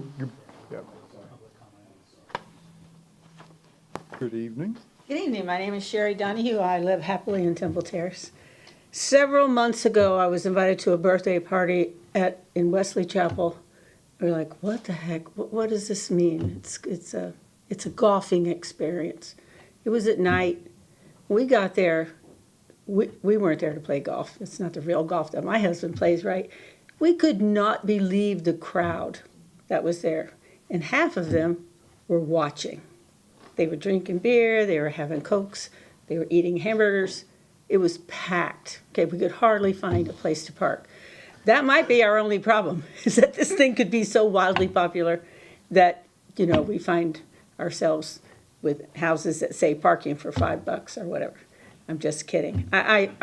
We've been looking for something to energize our downtown. Everybody's looked at something. This sounds to me like a really good shot. I understand there are hours to go for negotiating and making sure that this works. But, I'm all in. Other public comment? Okay. Council questions, Councilmember Fernandez? I have a few questions. Okay. So I'm very aware of the popularity of pickleball at this time. There's an app that people go on to find courts and people to play with, et cetera. Would you, as not a free court, would you be participating in that? We would, yeah. So there's several different apps. There's Pickleheads and there's Duper that connects the pickleball community with their scores and their performance tracking. So we would certainly want to be a facility that players could come to have Duper specific nights or just events with specific sub-communities that could come to Blades and Paddles. So the short answer is yes, absolutely. So what would your operating hours be? So as of now, right now, they are projected at 6 a.m. to 11 p.m. depending on the day. Our goal would really be to meet the demographics where there are, whether it's the pre-work community that wants to come play pickleball before they go on their workday before 8 a.m., or it's the crowd that is available during the day at 2 p.m., or it's the college crowd coming from USF at 10 p.m., 11 p.m. We want to be open as long as possible, but we certainly understand that there might be ordinances that we'd have to navigate through. But the goal is as open as much as possible. So with regard to the live music or the outdoor games, those, at least in your concept, seem to be more geared to people actually coming to your establishment versus just being out in the park. Like, would you be 21 and up, or what is your? It's a good question. I think some of these smaller details, we are kind of at a crossroads right now where we have invested a lot of our time and energy and resources over the past year. But we haven't invested fully in like the traffic study that kind of aligns to the question we heard from the public, because we have to know that we'd be the property owners and we'd be moving forward here. So some of those smaller questions like that, or sorry, I didn't mean to refer to that as a small question, I apologize. We would still have to work through some of those smaller details, but I don't know if Steve. Yeah, I think we want to be as inclusive as possible in this. The design really, I think it does hit on the community element of this, right? There are different considerations you have to take into effect if you're allowing, 6 and 7-year-old children to play pickleball, and you have to think through different insurances and liability. That is not out of the equation. The reason our hours are long is what we've experienced in visiting just courts. I played this morning actually at 7 a.m. Where it tends to skew on the, starting to be my range, but the older side of things, to the middle of the afternoon to the evenings. We want to be an inclusive environment as much as possible. And so, I don't foresee us preventing anyone from coming in. In terms of music and things that would be happening outside, we would want to do concert series. We would like to have music that is played both indoor and outdoor to create an audience and vibe. We have a full programming schedule we've already started to work through to keep it lively and fresh, bringing people, bringing to that sense of community. So I think a lot of that is just dependent on if Temple Terrace is ultimately the spot where we open our flagship. And I have another question about design. Yeah. One of the features that we've tried to put into effect in this area specifically is a more Mediterranean revival style. But I know that with the garage, I just came from a college town, so I know what that design looks like. But, are you open to elements that are more along the design style of what we've been trying to put in that area? So, Mickey, could I actually ask, if you don't mind? I think you had a great way of talking about this the other day. Mickey is from Seoul, and he's our architectural designer. Yeah, Mickey Rushing, Soul Design. Hello, Mayor, hello, Council. So we've talked about this before when they brought it in, and we've been in this area for so long, and especially that the strip center that's on the corner there is very Mediterranean. Them bringing their brand and that identity into it is very different, whether it's the height or the finishes that are on the outside. But I do think we can do a very well done trim package to the site and the building and the fencing that meshes in with the overall environment of the entire neighborhood. And so that could help out, they still sort of keep their brand identity of the Blazing Paddles going forward, but then also it's not this eyesore that's in the middle of, what has been created right there at the intersection. Thanks. Are you done? I'm done for now. Okay. Councilmember I have some Chambers. questions. I have more comments later, but questions. Questions. Have you spoken with our Chamber of Commerce about this moving into Temple Terrace? We have not yet. Not at this time. We're not engaged. I hope you do. Okay, second, have you talked to our Leisure Services Department? That's where all the pickleball is played right now. No, not this No? time. We know about the Park and Rec's place, and there's Rowlett Park that offers pickleball, but no, we haven't engaged. Most of our interactions at this point have been through this brokers through this process. We've limited our interactions outside so that we didn't kind of step outside the process that we were supposed to be following. Okay, well, we'll try 3. We'll see if I get 3 no's. Have you spoken? We have a very formal Temple Terrace Pickleball Club that's got hundreds of members now. Have you spoken to them? We haven't spoken to them, but I've been on their website. Okay, So you're aware of them. okay. The rest are comments later on. Okay. Vice Mayor, any questions? I have no questions or comments later. Okay, Councilmember Kravitz? I've got a couple. Are you under the impression that Temple Terrace collects sales tax? No. Okay, because on page 4, when it says local economic impact, what I read here is $434,000 estimated sales tax generated from 6.2 million in projected annual revenue. Is that a typo? Not a typo, no, but it's, our annual tax revenue is what we're listing there. It's not necessarily saying what Temple Terrace would receive through that process. We understand that you would receive the property taxes. Well, it wouldn't be a local economic impact vis-a-vis the sales tax in any case. I think it would be local for Hillsborough County, but I recognize what you're saying there. It would indeed. My other question is whether you already have the partnership that you address on page 6 with Stupa Analytics. We've engaged with them several times, yeah. We don't You have a have a signed contract? agreement with them at this point, but So no again, a lot of this is contingent on us moving forward with Temple Terrace before we continue to invest those resources. I know how these things go. Yep. Okay. This is just my 1.5 hour free due diligence for new clients that you're getting right now, just so you know. Fair enough. I see that you have 8 million in financing required. You mentioned that you have 600,000, and you're expecting another, what was it, 800,000 from a friend? And then it wasn't, who was? No, it's $1.2 million that we'll have raised with 15% equity, to answer your question, in our business. Sorry. You're raising 1.8 million, of which you're bringing. 1.2 million. You're raising 1.2, of which you have 15. 600,000. We have 600,000, we would be the ownership. It's very important for us, right? Not the direction I'm going with this. So my original number was right. You're getting 800,000 from someone else, right? 1.2 million. 1.8 total, with 1.2 from outside investors, with 600 directly from us.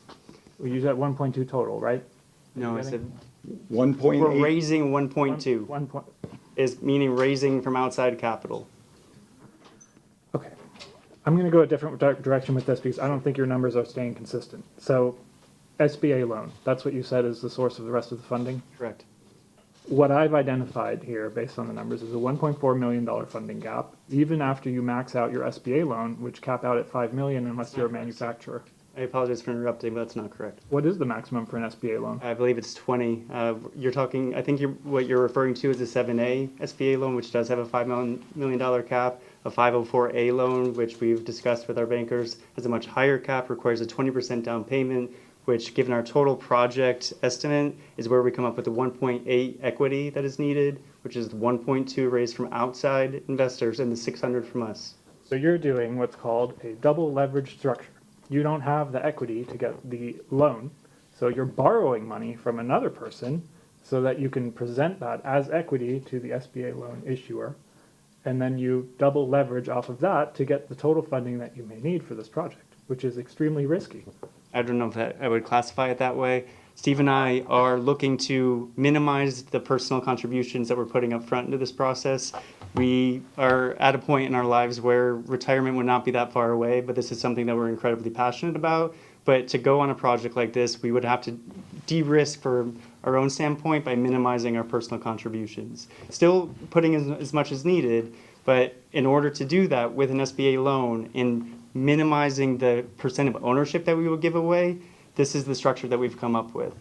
It's very important that if the two of us are here in front of you presenting this vision, that we would be the individuals owning and operating this business, and we can't give away majority share and equity into our business. We do not need the outside capital. If Steve and I needed to, we would fund the entire down payment ourselves, but we're looking to structure this in a way that brings investors that might have experience in certain areas that might be really helpful for the business overall, as a value to the business, not a necessity. Yeah, I get that you're basically a startup and that you appear to be in a process of getting all of the pieces in place. But for whatever reason, would you agree that you are front-loading the property acquisition before your business is actually ready to go? I wouldn't agree with that, no. So when is your business ready to go then if you don't have financing, you don't have the partnerships that you advertise, and your tax revenue projections are incorrect? Chicken and egg problem at this point. Again, we're not the owners of the property, so we cannot fully secure the SBA loan or bring on outside investors until... You're going to use the property as collateral for the SBA loan. I'm sorry. Is that? I don't understand your question, You just sir. said that you're not getting the other pieces in place because you need to get the property first before you proceed to get the loan. We are not going to sign our names to an SBA loan if we're unsure that we would be the owners of this property. We are not going to bring on outside investors to terms. I misunderstood. That's fine. Okay. I'm done. I have a few questions. Take a Sure. breath. Please, Mayor. Okay. So, please help me to the best of your ability here. I realize that you may not know the answers yet to some of these. Sure. Do you know yet whether your restaurant and bar area would be a themed restaurant and bar? Would you contract that out to a local restaurateur like a Gon's Mart, or do you intend to run the restaurant and bar yourself? Because I don't know anything about pickleball or restaurants, but I do know that it's much different to run a restaurant and a bar than it is to run a pickleball. So what's your plan for that if you have one? That it is. We have certainly explored the idea of food trucks and outside vendors to run the restaurant, but we made the decision to run it ourselves, particularly to obtain a liquor license in the state of Florida. It is very challenging to do so, or very costly to do so. But if more than 50% of your revenue is coming from non-alcohol, from food, then that process is much more, is much cheaper at that point. So one of our advisors was on the slide, and I apologize, that slide it's hard to read all the details on there, but he brings 30 years of experience managing restaurants such as Dunkin' Donuts, Taco Bell, KFC's, Ponderosa's, hotel chains. He would be an active member of our advisory team. So with his experience kind of guiding us on this process, we would be owning and operating the restaurant and the pickleball aspects ourselves. So the reason I bring that up is I get the pickleball thing. I understand. I know. But in our particular city, the restaurant and bar is a big motivator here in this city because we're kind of not fine dining, but casual dining short. We only have a few options. So the restaurant and bar, I think, are important to our constituents, really as much as the pickleball. The outdoor concert venue, I think, is important to our constituents as the pickleball. A lot of people in the community are looking at this and don't play pickleball, but man, I'd like to have another restaurant, a nice bar to go to, an outdoor concert series. That's kind of a cool Florida Avenue Brewing kind of place out back. That's cool. Yeah. But so when you talk about the food trucks possibility and stuff, I'm like, don't. That was an early idea. That was an early idea, and that's why I think Jed was clarifying, that we would be the owner and operators of the restaurant and bar. Okay, and some of this is, I don't want to go into comments, so it's questions, but I think you're going to find in the comments section here that's coming up pretty quick. I can't speak for anybody except myself. I like this concept. I will be in favor, at least one of us will be in favor of advancing this discussion with you. I like it. I think it's a good fit. My question for you is, there's some things I know already in these two designs that are going to be sticking points. The selling price may be a sticking point. I'm counting the number of parking spaces. I'm looking at the two options in order to comply with the CRA. I don't know how dug in you are with all of this. Personally, I think your chances of success go much higher if you're still willing to work with our staff and talk about some of this stuff. There will be some catch points in this.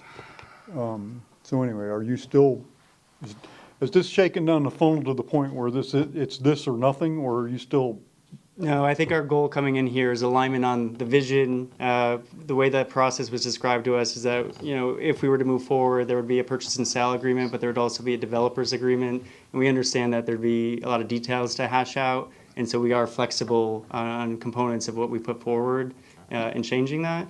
I would say I totally agree. We want to work with the city on this. That being said, if we have to fundamentally, completely redesign our facility, I think that's a non-starter for us. Yeah. Well, I don't think that would be. Okay. Any other questions, Councilman? And if I may, Mayor, to go back to your earlier comment, the example I'll give you is we certainly are not brewmasters coming into this process, but what Steve kind of articulated at the onset is that we are good operators. So creating a restaurant and bar that is a place that local residents would want to go to. We were actually at the World Pickleball Conference when we started engaging with a vendor that can support the in-house brewing process for craft brewing. So it's those types of partnerships and opportunities and experts that we're always going to look to partner with to create a unique experience for both the pickleball players and the non-pickleball players. Council members, other questions before we enter the discussion? Thank you, gentlemen. Thank you. Appreciate you. Okay, I know that normally we would go right into a motion, but I think under the circumstances, it'd be appropriate to have a little discussion first, so. Councilmember Fernandez. I like the concept. I am very familiar with going to places in Seminole Heights where they're actively engaged in some sort of game activity as well as hanging out, and it attracts a lot of people, families as well. So I do like that concept. And I know how popular pickleball is, and I know people are traveling all over trying to find courts. So I do believe that it would be an attractor, as well as including the other aspects. So with the music and the, believe it or not, shuffleboard is becoming popular, and but it just familiar with the age group that seems to have a lot of disposable income, and they like to go to facilities like this, and they like to play these games and be outside and hang out, and they like craft beer, and so everything about this concept I think would be an attractor. I know that I have some concerns about the design elements, and one of my concerns, which it's not a non-starter for me, but it is a concern, and that is the orientation of the parking lot. I understand why you've designed it the way you have. I know that we were trying to keep the parking, we're trying to create more of an urban aesthetic, but I also know that we have to be practical, and I know that communities don't spring up, except maybe Celebration, but things happen more organically. So you have to, I don't expect perfection, so, but this does a lot of things to activate the area that I've been looking to do. So I would be in favor of moving the process forward. Councilmember Chambers, councilmember and member of the Temple Terrace Pickleball Club Chambers. Yes, thank you. All right, so I would like to see the project move forward also. But I have some of the same concerns. The design difference between what your concept is and the requirements of CRA, the desirable, less desirable plan, something like that. But those are things that can be worked out and come back to us on that. I think the purchase price of the property is a little low. That's just my opinion. But again, that's something to be worked out. I don't think there's any conflict with the Temple Terrace Leisure Services and their pickleball program. It's totally different. Recreation pickleball and the other concepts are different, and there's plenty of pickleball players to go around. But that's something I wish if we move forward that you make sure to talk to our Leisure Services Department on that. The concert venue and stuff, I know this council has talked about a project down there to maybe have a public space where there's programming and stuff. I think this fulfills that. Plus, we, the city, don't have to try to plan those things. I think that's big for us, my opinion. I know there's not a lot of room in your building, but as a senior pickleball player, can you get into a contract with a first aid company down there? There's a lot of injuries down there. And the same for our Leisure Services Department. Maybe you could, anyway, that's all, Anyway, those are my comments. Thank you, Vice Mayor. Yes, I too like the concept. I think it's great. I applaud your entrepreneurial spirit in this thing. It's a lot of vision, a lot of forethought. We got some things we got to work out. But as Mr. Pauly had indicated, this is an opportunity for us to at least, accept the project concept and move it forward so that you can work closer with the city and with the staff so that we can, iron out some of these issues. I too like the fact that you're willing to do the outdoor part of the concert. I never was in favor of the city get involved with that because then the city's got to manage it and clean it and book whatever. So I think that solves a lot of concerns that I had. Love to see a microbrewery, but there's other issues that have to be addressed with that. But again, I'd like to see the project move forward. Maybe we can work on the price. Maybe you can come up with some additional amenities or additional benefits to it. Maybe we could increase the sale price to it. But to me, it's not necessarily a deal killer. I can see you guys have done the research into the product, the markets. I've done this stuff in the past with M&A, and I know what has to be done. And I applaud. I think you've done a lot of hard work. You've did a lot of legwork, and I'm sure you know what your financing needs are and so forth. But I would like to see it move forward, and let's go to the next step and see what we can do with this puppy.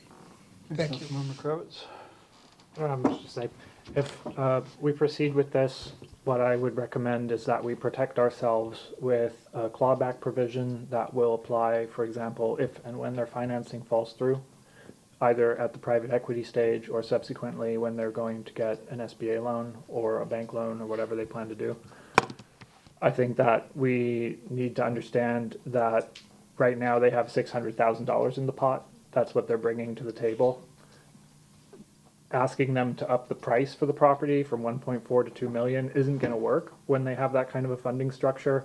So I think it becomes even more important to insist that we be given their financial statements, which was one of the item number 6 here in the purchase proposal requirements. I think we need to see exactly how much funding they have, because I'm not sure what entity is even purchasing this property.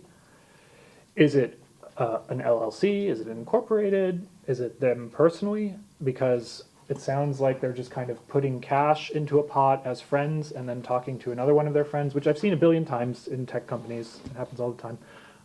But we should be clear about what is purchasing this property. Is it them?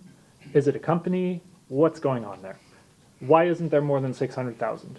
And that 600,000 is going to burn off really fast. So as soon as they start hiring experts like architects and so on, that money will rapidly disappear.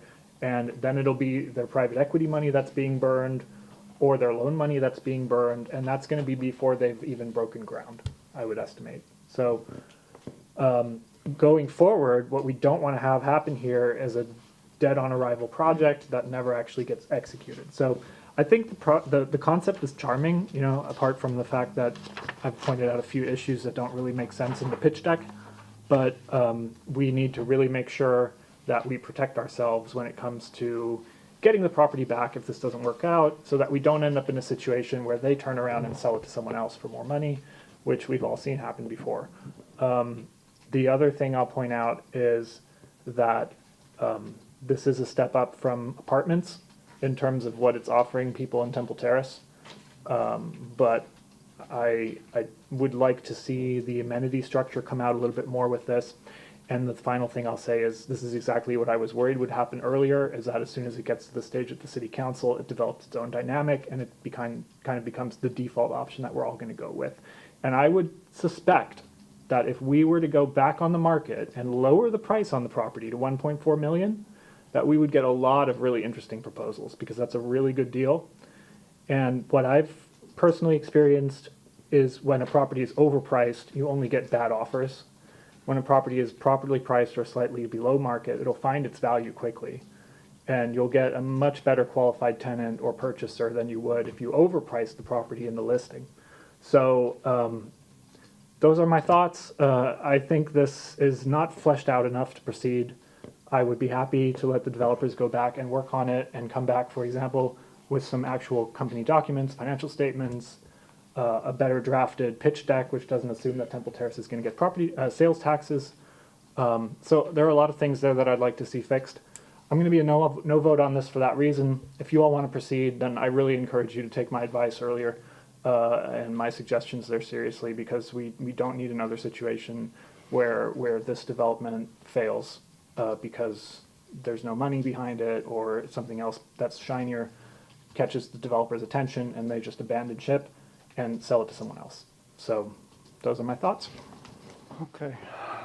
So a couple comments to make.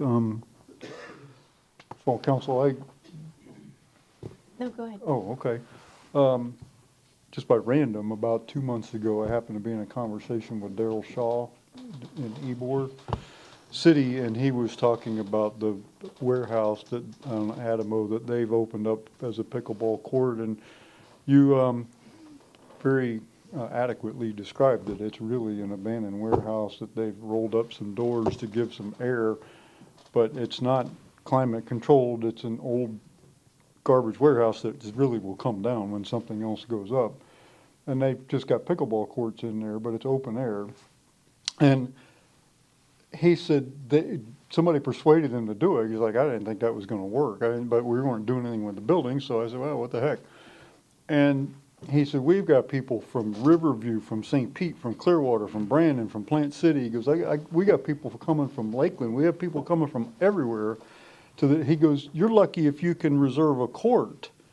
He goes, they're printing money at this place. It's packed all the time.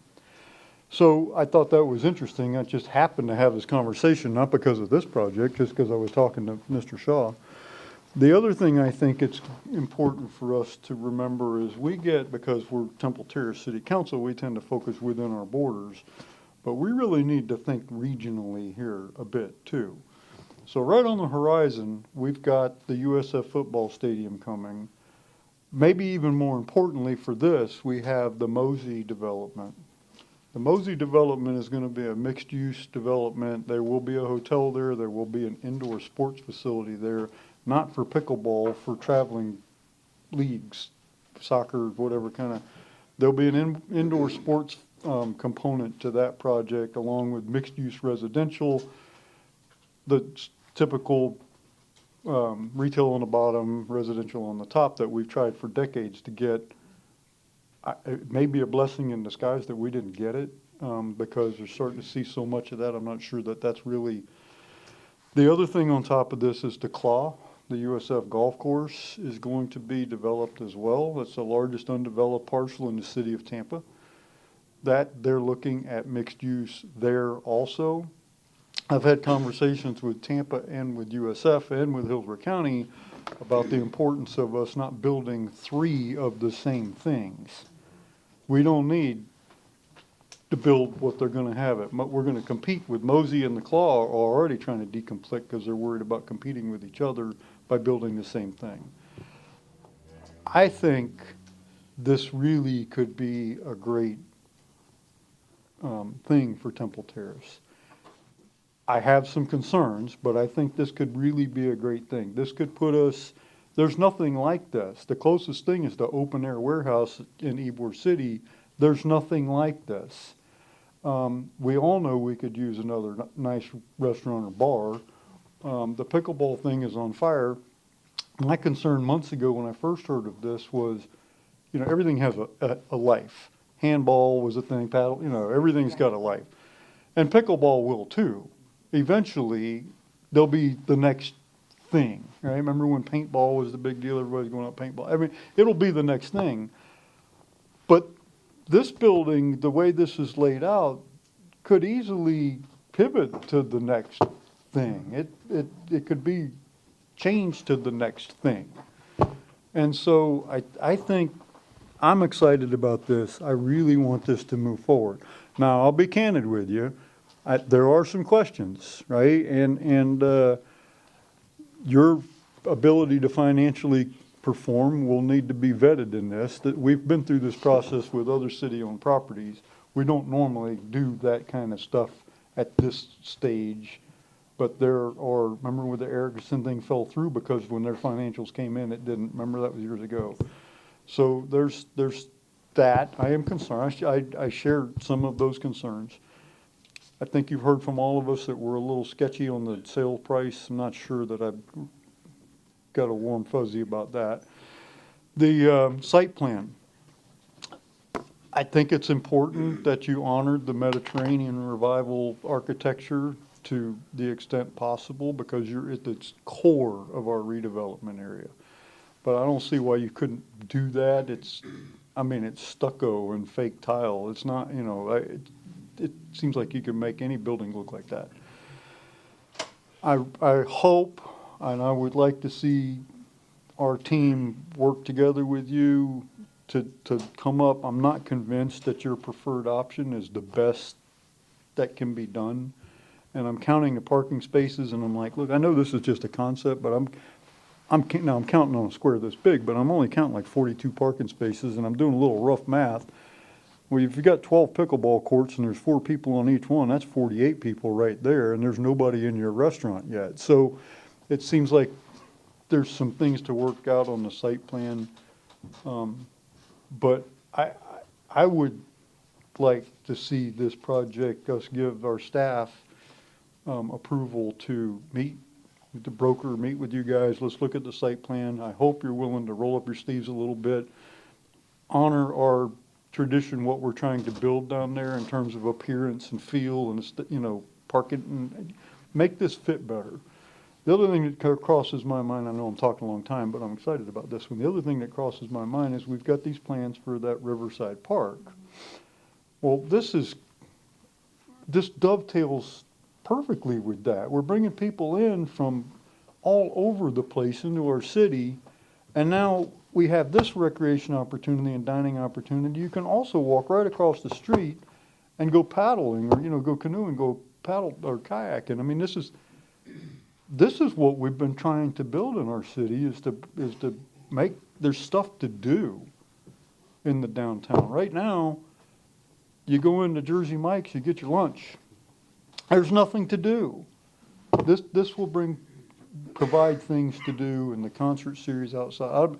I would not be interested in this design at all if you didn't have the concert space. Just go ahead. Yeah, I'll shut up. I just wanted to say though, we do get sales tax. Yeah. So I just want to make sure that for anybody listening, that may have been their full tax effect for the total business, but Temple Terrace does receive a portion of sales tax from Hillsborough County for businesses that are located in the city of Temple Terrace. So it's certainly not the largest funding item on our general fund. And then we would also get, the property tax and the TIF from the area. But I just wanted to clarify that in case somebody thought we don't get any sales tax. We do. And then I have the same reservations about the funding stream. I mean, I'm not a developer, but I was an auditor. I was a financial auditor, and some of my clients were real estate investment trusts, and I am familiar with the development process. So I am concerned about being able to viably fund, complete, and then have the working capital to run the project, because 95% of chain restaurants end up going bankrupt, and it's because they don't have the working capital to keep afloat until the word of mouth and the publicity takes effect. I mean, having a draw, as the pickleball is, should certainly help that process, but I am definitely concerned because I've done rent rolls for plenty of developments that were rented one month, empty the next. So so the financial piece of this is a concern, and I would ask staff to make sure that we engage the correct real estate attorneys or outside counsel as we need that, to have the real estate expertise to speak on the city's behalf not just on the city's behalf, but in a manner that is market reasonable. And I can sit here and say I think we should get $2 million for the property, but if the market's not bearing that, it doesn't matter what we say. So I'd like us to make sure that whatever staff we engage is very knowledgeable about what the city perspective is, as well as what the market generates. So that's it for me. Is there a motion? May I speak? Oh, yes, go ahead. I think that's a great motion. I think that we should engage outside counsel right now, experts in real estate, to accompany this process. So I think that we should get that started tonight. So if you want to make that motion, I'm happy to second it. I think that's a fantastic idea. Can I do it all in one, or would that need to be two? See, why not? Okay. So I move that we further the discussion regarding the Blazing Paddles project and engage the real estate attorney experience or experts that we need to help in the process. Yeah, second. Discussion?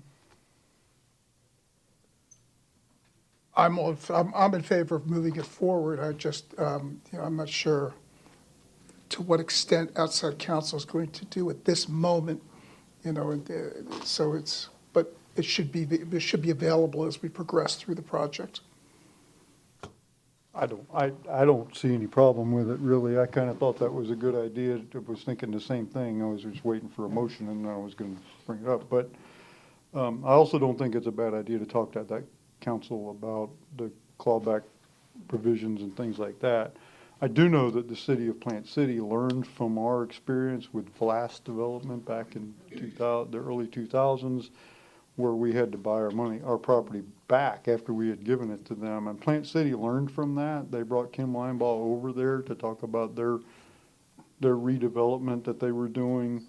And they did do some type of clawback. The property didn't convey until a certain portion of completion or something. I don't know how that worked, but so I don't have any issue with that. I think it's a good idea to engage them, and there is a point in the process where the financial ability to perform is confirmed and stuff. So yeah, seems good to me. Any other comments or discussion on the motion? All those in favor say aye. Aye. Opposed? Okay. Thank you, gentlemen. Other new business or board reports? Order, excuse me. We were just voting on engaging attorneys, not on the actual agenda item. No, I combined them. She combined the motions. Why you put me in a position of having to vote yes on one because I don't want the other. Well, I said, can I do it in one or should I do it in separate? And they said I could do it in I one. didn't even did it hear in the one. part about it. That's okay. All right. Whatever. It'll get better. Okay. Any other new business or board reports? Just real quickly, I went to the Florida League of Cities conference. I got home Sunday. It was a terrific conference. The Florida League of Mayors was on Wednesday, and then Thursday, Friday, Saturday was the League of Cities. Very good conference, good speakers, good presentations. I'm waiting for them to upload some of the slideshows so I can share some of them with you. Good. I encourage you guys to take advantage of their training opportunities. They're really very good. The training opportunities are online. You don't have to go anywhere. The conference is always very good. So just a plug for them. That's all I have. Any other new business? Councilmember Kravitz. I have more work for our city attorney. I would like to explore the legalities of city council members here in Temple Terrace having a social media account. Just wanted to mention that in Tampa, it's very common. I have 4 names here: Luis Riera, Alan Glenderich, Lynn Hertak, and Bill Carlson, among others, all have social media accounts on Facebook. They engage with people on Facebook. It's not an issue. Under the previous city attorney, there was a suggestion that this was not possible in Temple Terrace. And I was hoping that perhaps our legal department might furnish us with a memorandum justifying that prohibition, or alternatively, perhaps explaining under what specific circumstances and how someone on city council might go about having a social media account. And I just want to clarify, I still hate social media. It is not for me. So, but I think it's still something that we should all be thinking about, and I find it strange that there has been this thing in Temple Terrace that's different from everywhere else that I can tell in Florida. So, would you be willing to do that without a council vote, or should I make a motion? Well, we'd need a council vote on that. I'm willing to do so. It will take some time.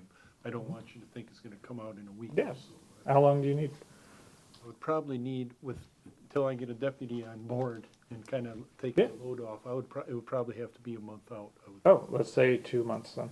That's great. Yeah.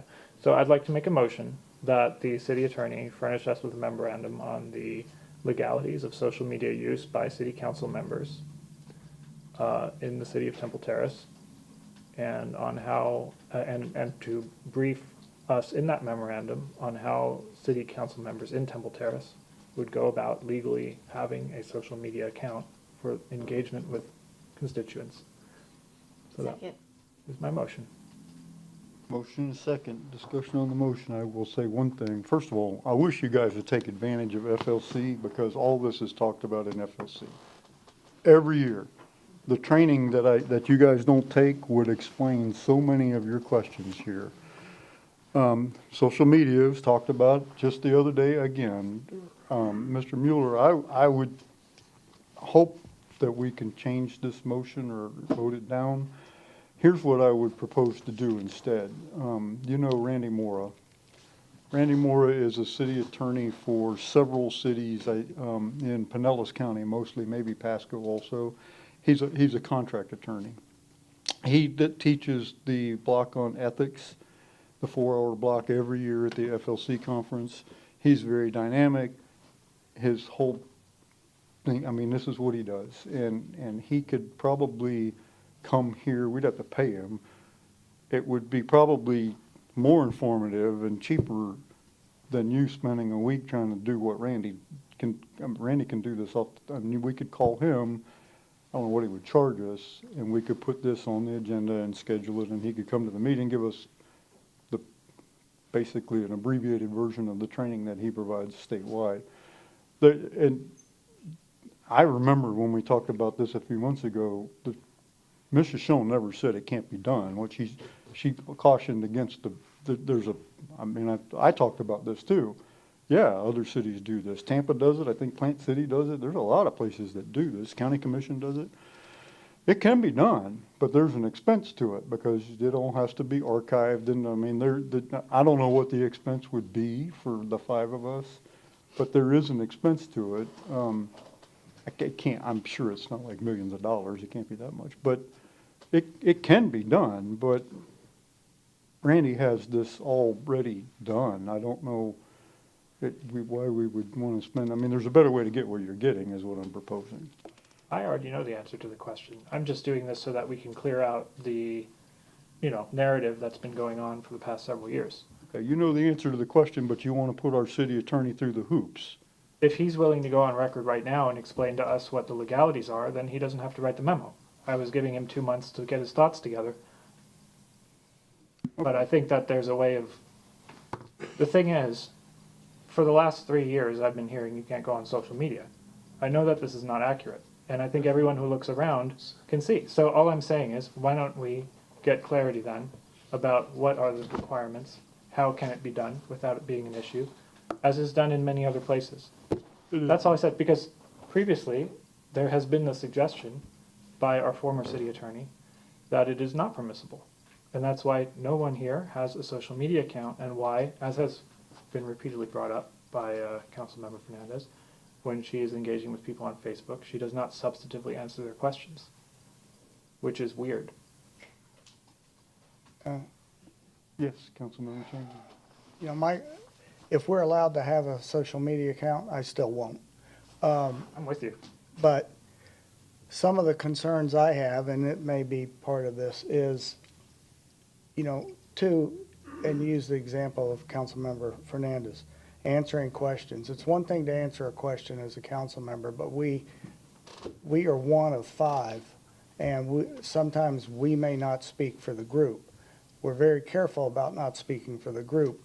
And I'm worried about that if one person, an example, and I'm not picking on you, but you read social media and one person starts responding because they deal with social media, I don't, then it either looks like I don't do anything or someone's doing everything and they're the spokesman for our council. We have a city staff that responds to social media and a lot of the questions could go through them, but I'm not opposed to having it. I see other issues on it myself. And I don't know about supporting the motion or not if we have some other experts out there. I don't know if we need an answer tonight or not, but that's just my comments on I it. just would say, I'm not opposed to the idea of us exploring the social media, the official social media city account. I'm not opposed to that at all. I am opposed to giving this project to the city attorney because really it should fall on the marketing people. All you gotta do is make a couple phone calls and you can get their social media policy that addresses all the questions and we would know the answers. I just don't see why we're giving this to the city attorney.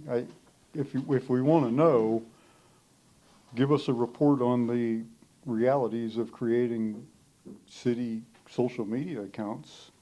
We just say that.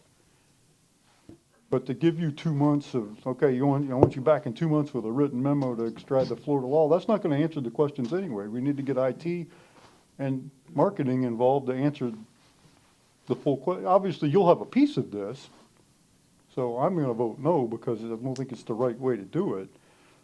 But I'm not against doing it. I'm just against, I think we're got the wrong way.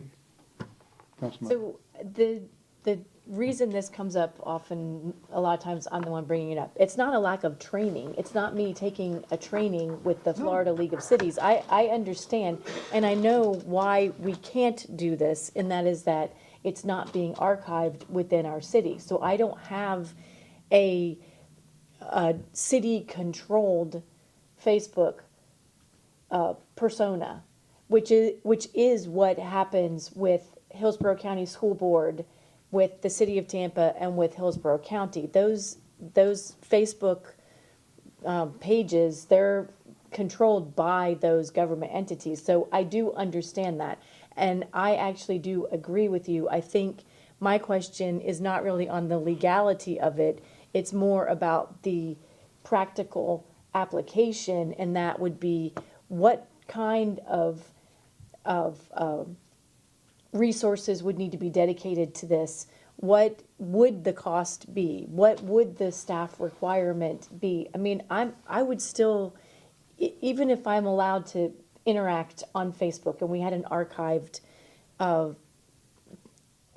Facebook account for me, I still tend to answer very vaguely because I don't get into, I definitely don't argue on Facebook or social media, and I don't want to get in, when you start going back and forth too much in the printed word, you get a lot of people, anyway, you can be misinterpreted. So I would still be telling people to call me, but as time goes forward, more and more people in the community interact through social media versus emailing us.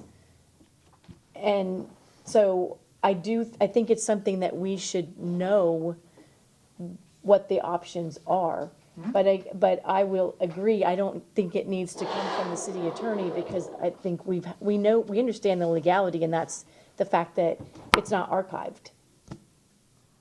Well, there's a little more than that. But that's a primary, so. Okay, if there's no further discussion on that, Councilmember Kravitz. So I think it does need to come from the city attorney for the following reason. The previous prohibition also came from the city attorney.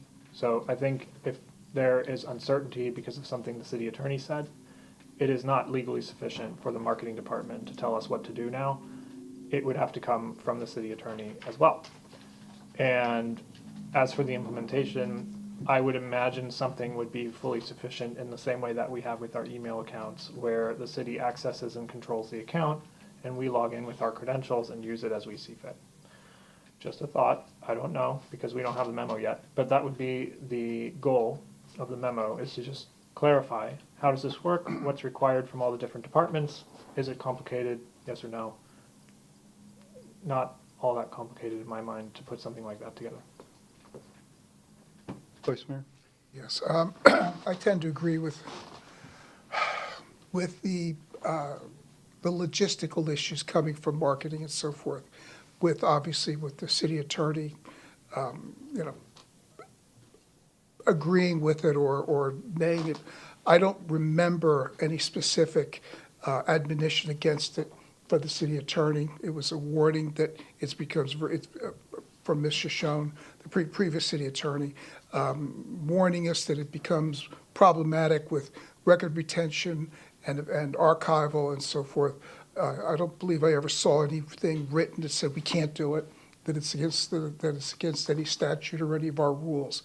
I too, you know, I'm on Facebook. I'm on all the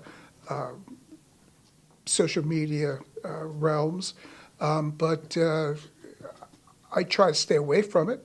I read and then I move on because, as Councilman Chambers said, and Allison, Ms. Fernandez does a pretty good job as to just being vague, you know, call this person or call that person. And there's times that I have to put it away because I want to answer it and I know it's not the best thing to do. And if I do see something, I call the city manager or I call Maria or whoever's there so they can address the issue. Outside of that, it's only going to cause us an issue. But getting back to the original intention of the motion, I don't remember seeing anything that said we can't do it. We were told not. We was recommended that we not do it. That could cause us a ton of heartburn if there was issues with it. But for city attorney to come out with a memorandum to counteract another presupposed memorandum that I don't remember, I think we could get the same kind of information from marketing with as the mayor had indicated. Okay. All those in favor say aye. Aye. Opposed? No. Motion fails 4-1. Mayor? New business. That's I have a board report, but I also would like to make another motion on this issue. Okay. And my motion would be to direct the city manager to work with the city attorney and the marketing staff and the IT staff and whoever he needs to consult with the Florida League of Cities to come back with a report with us without jeopardizing all the other projects and the time and the effort that he's been doing lately. I know it's a weird motion, but that's my motion. I'll second that. Okay. Motion and a second. Discussion. All those in favor say aye. Aye. Opposed? Okay. Other new I have a business? board report. Oh, I'm sorry. You Yes, said it was- okay, sorry.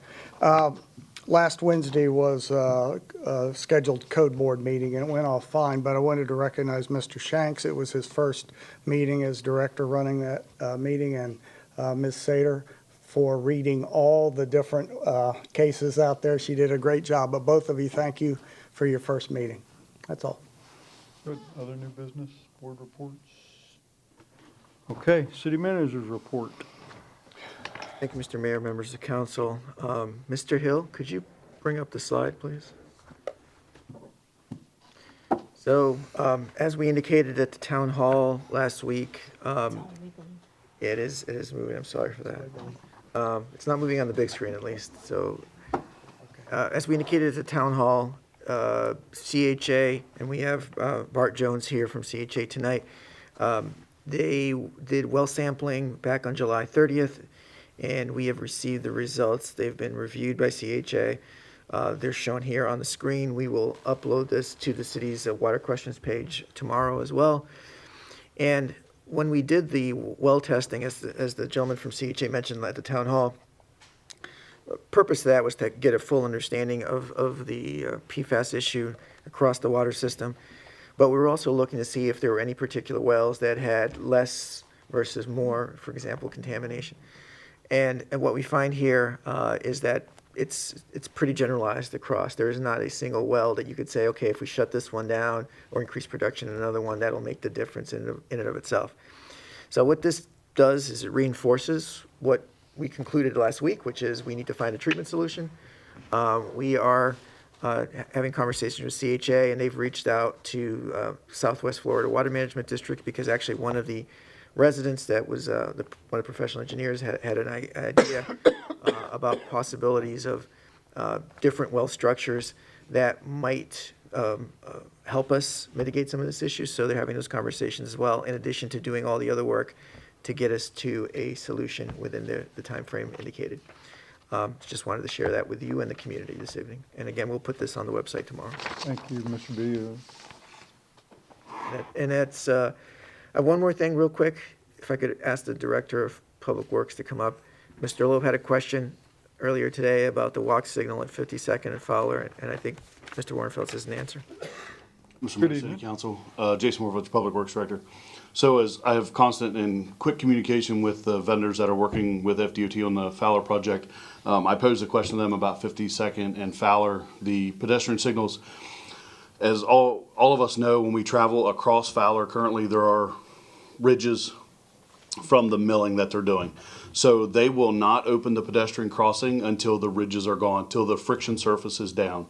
So it's anticipated to be middle or at the end of September.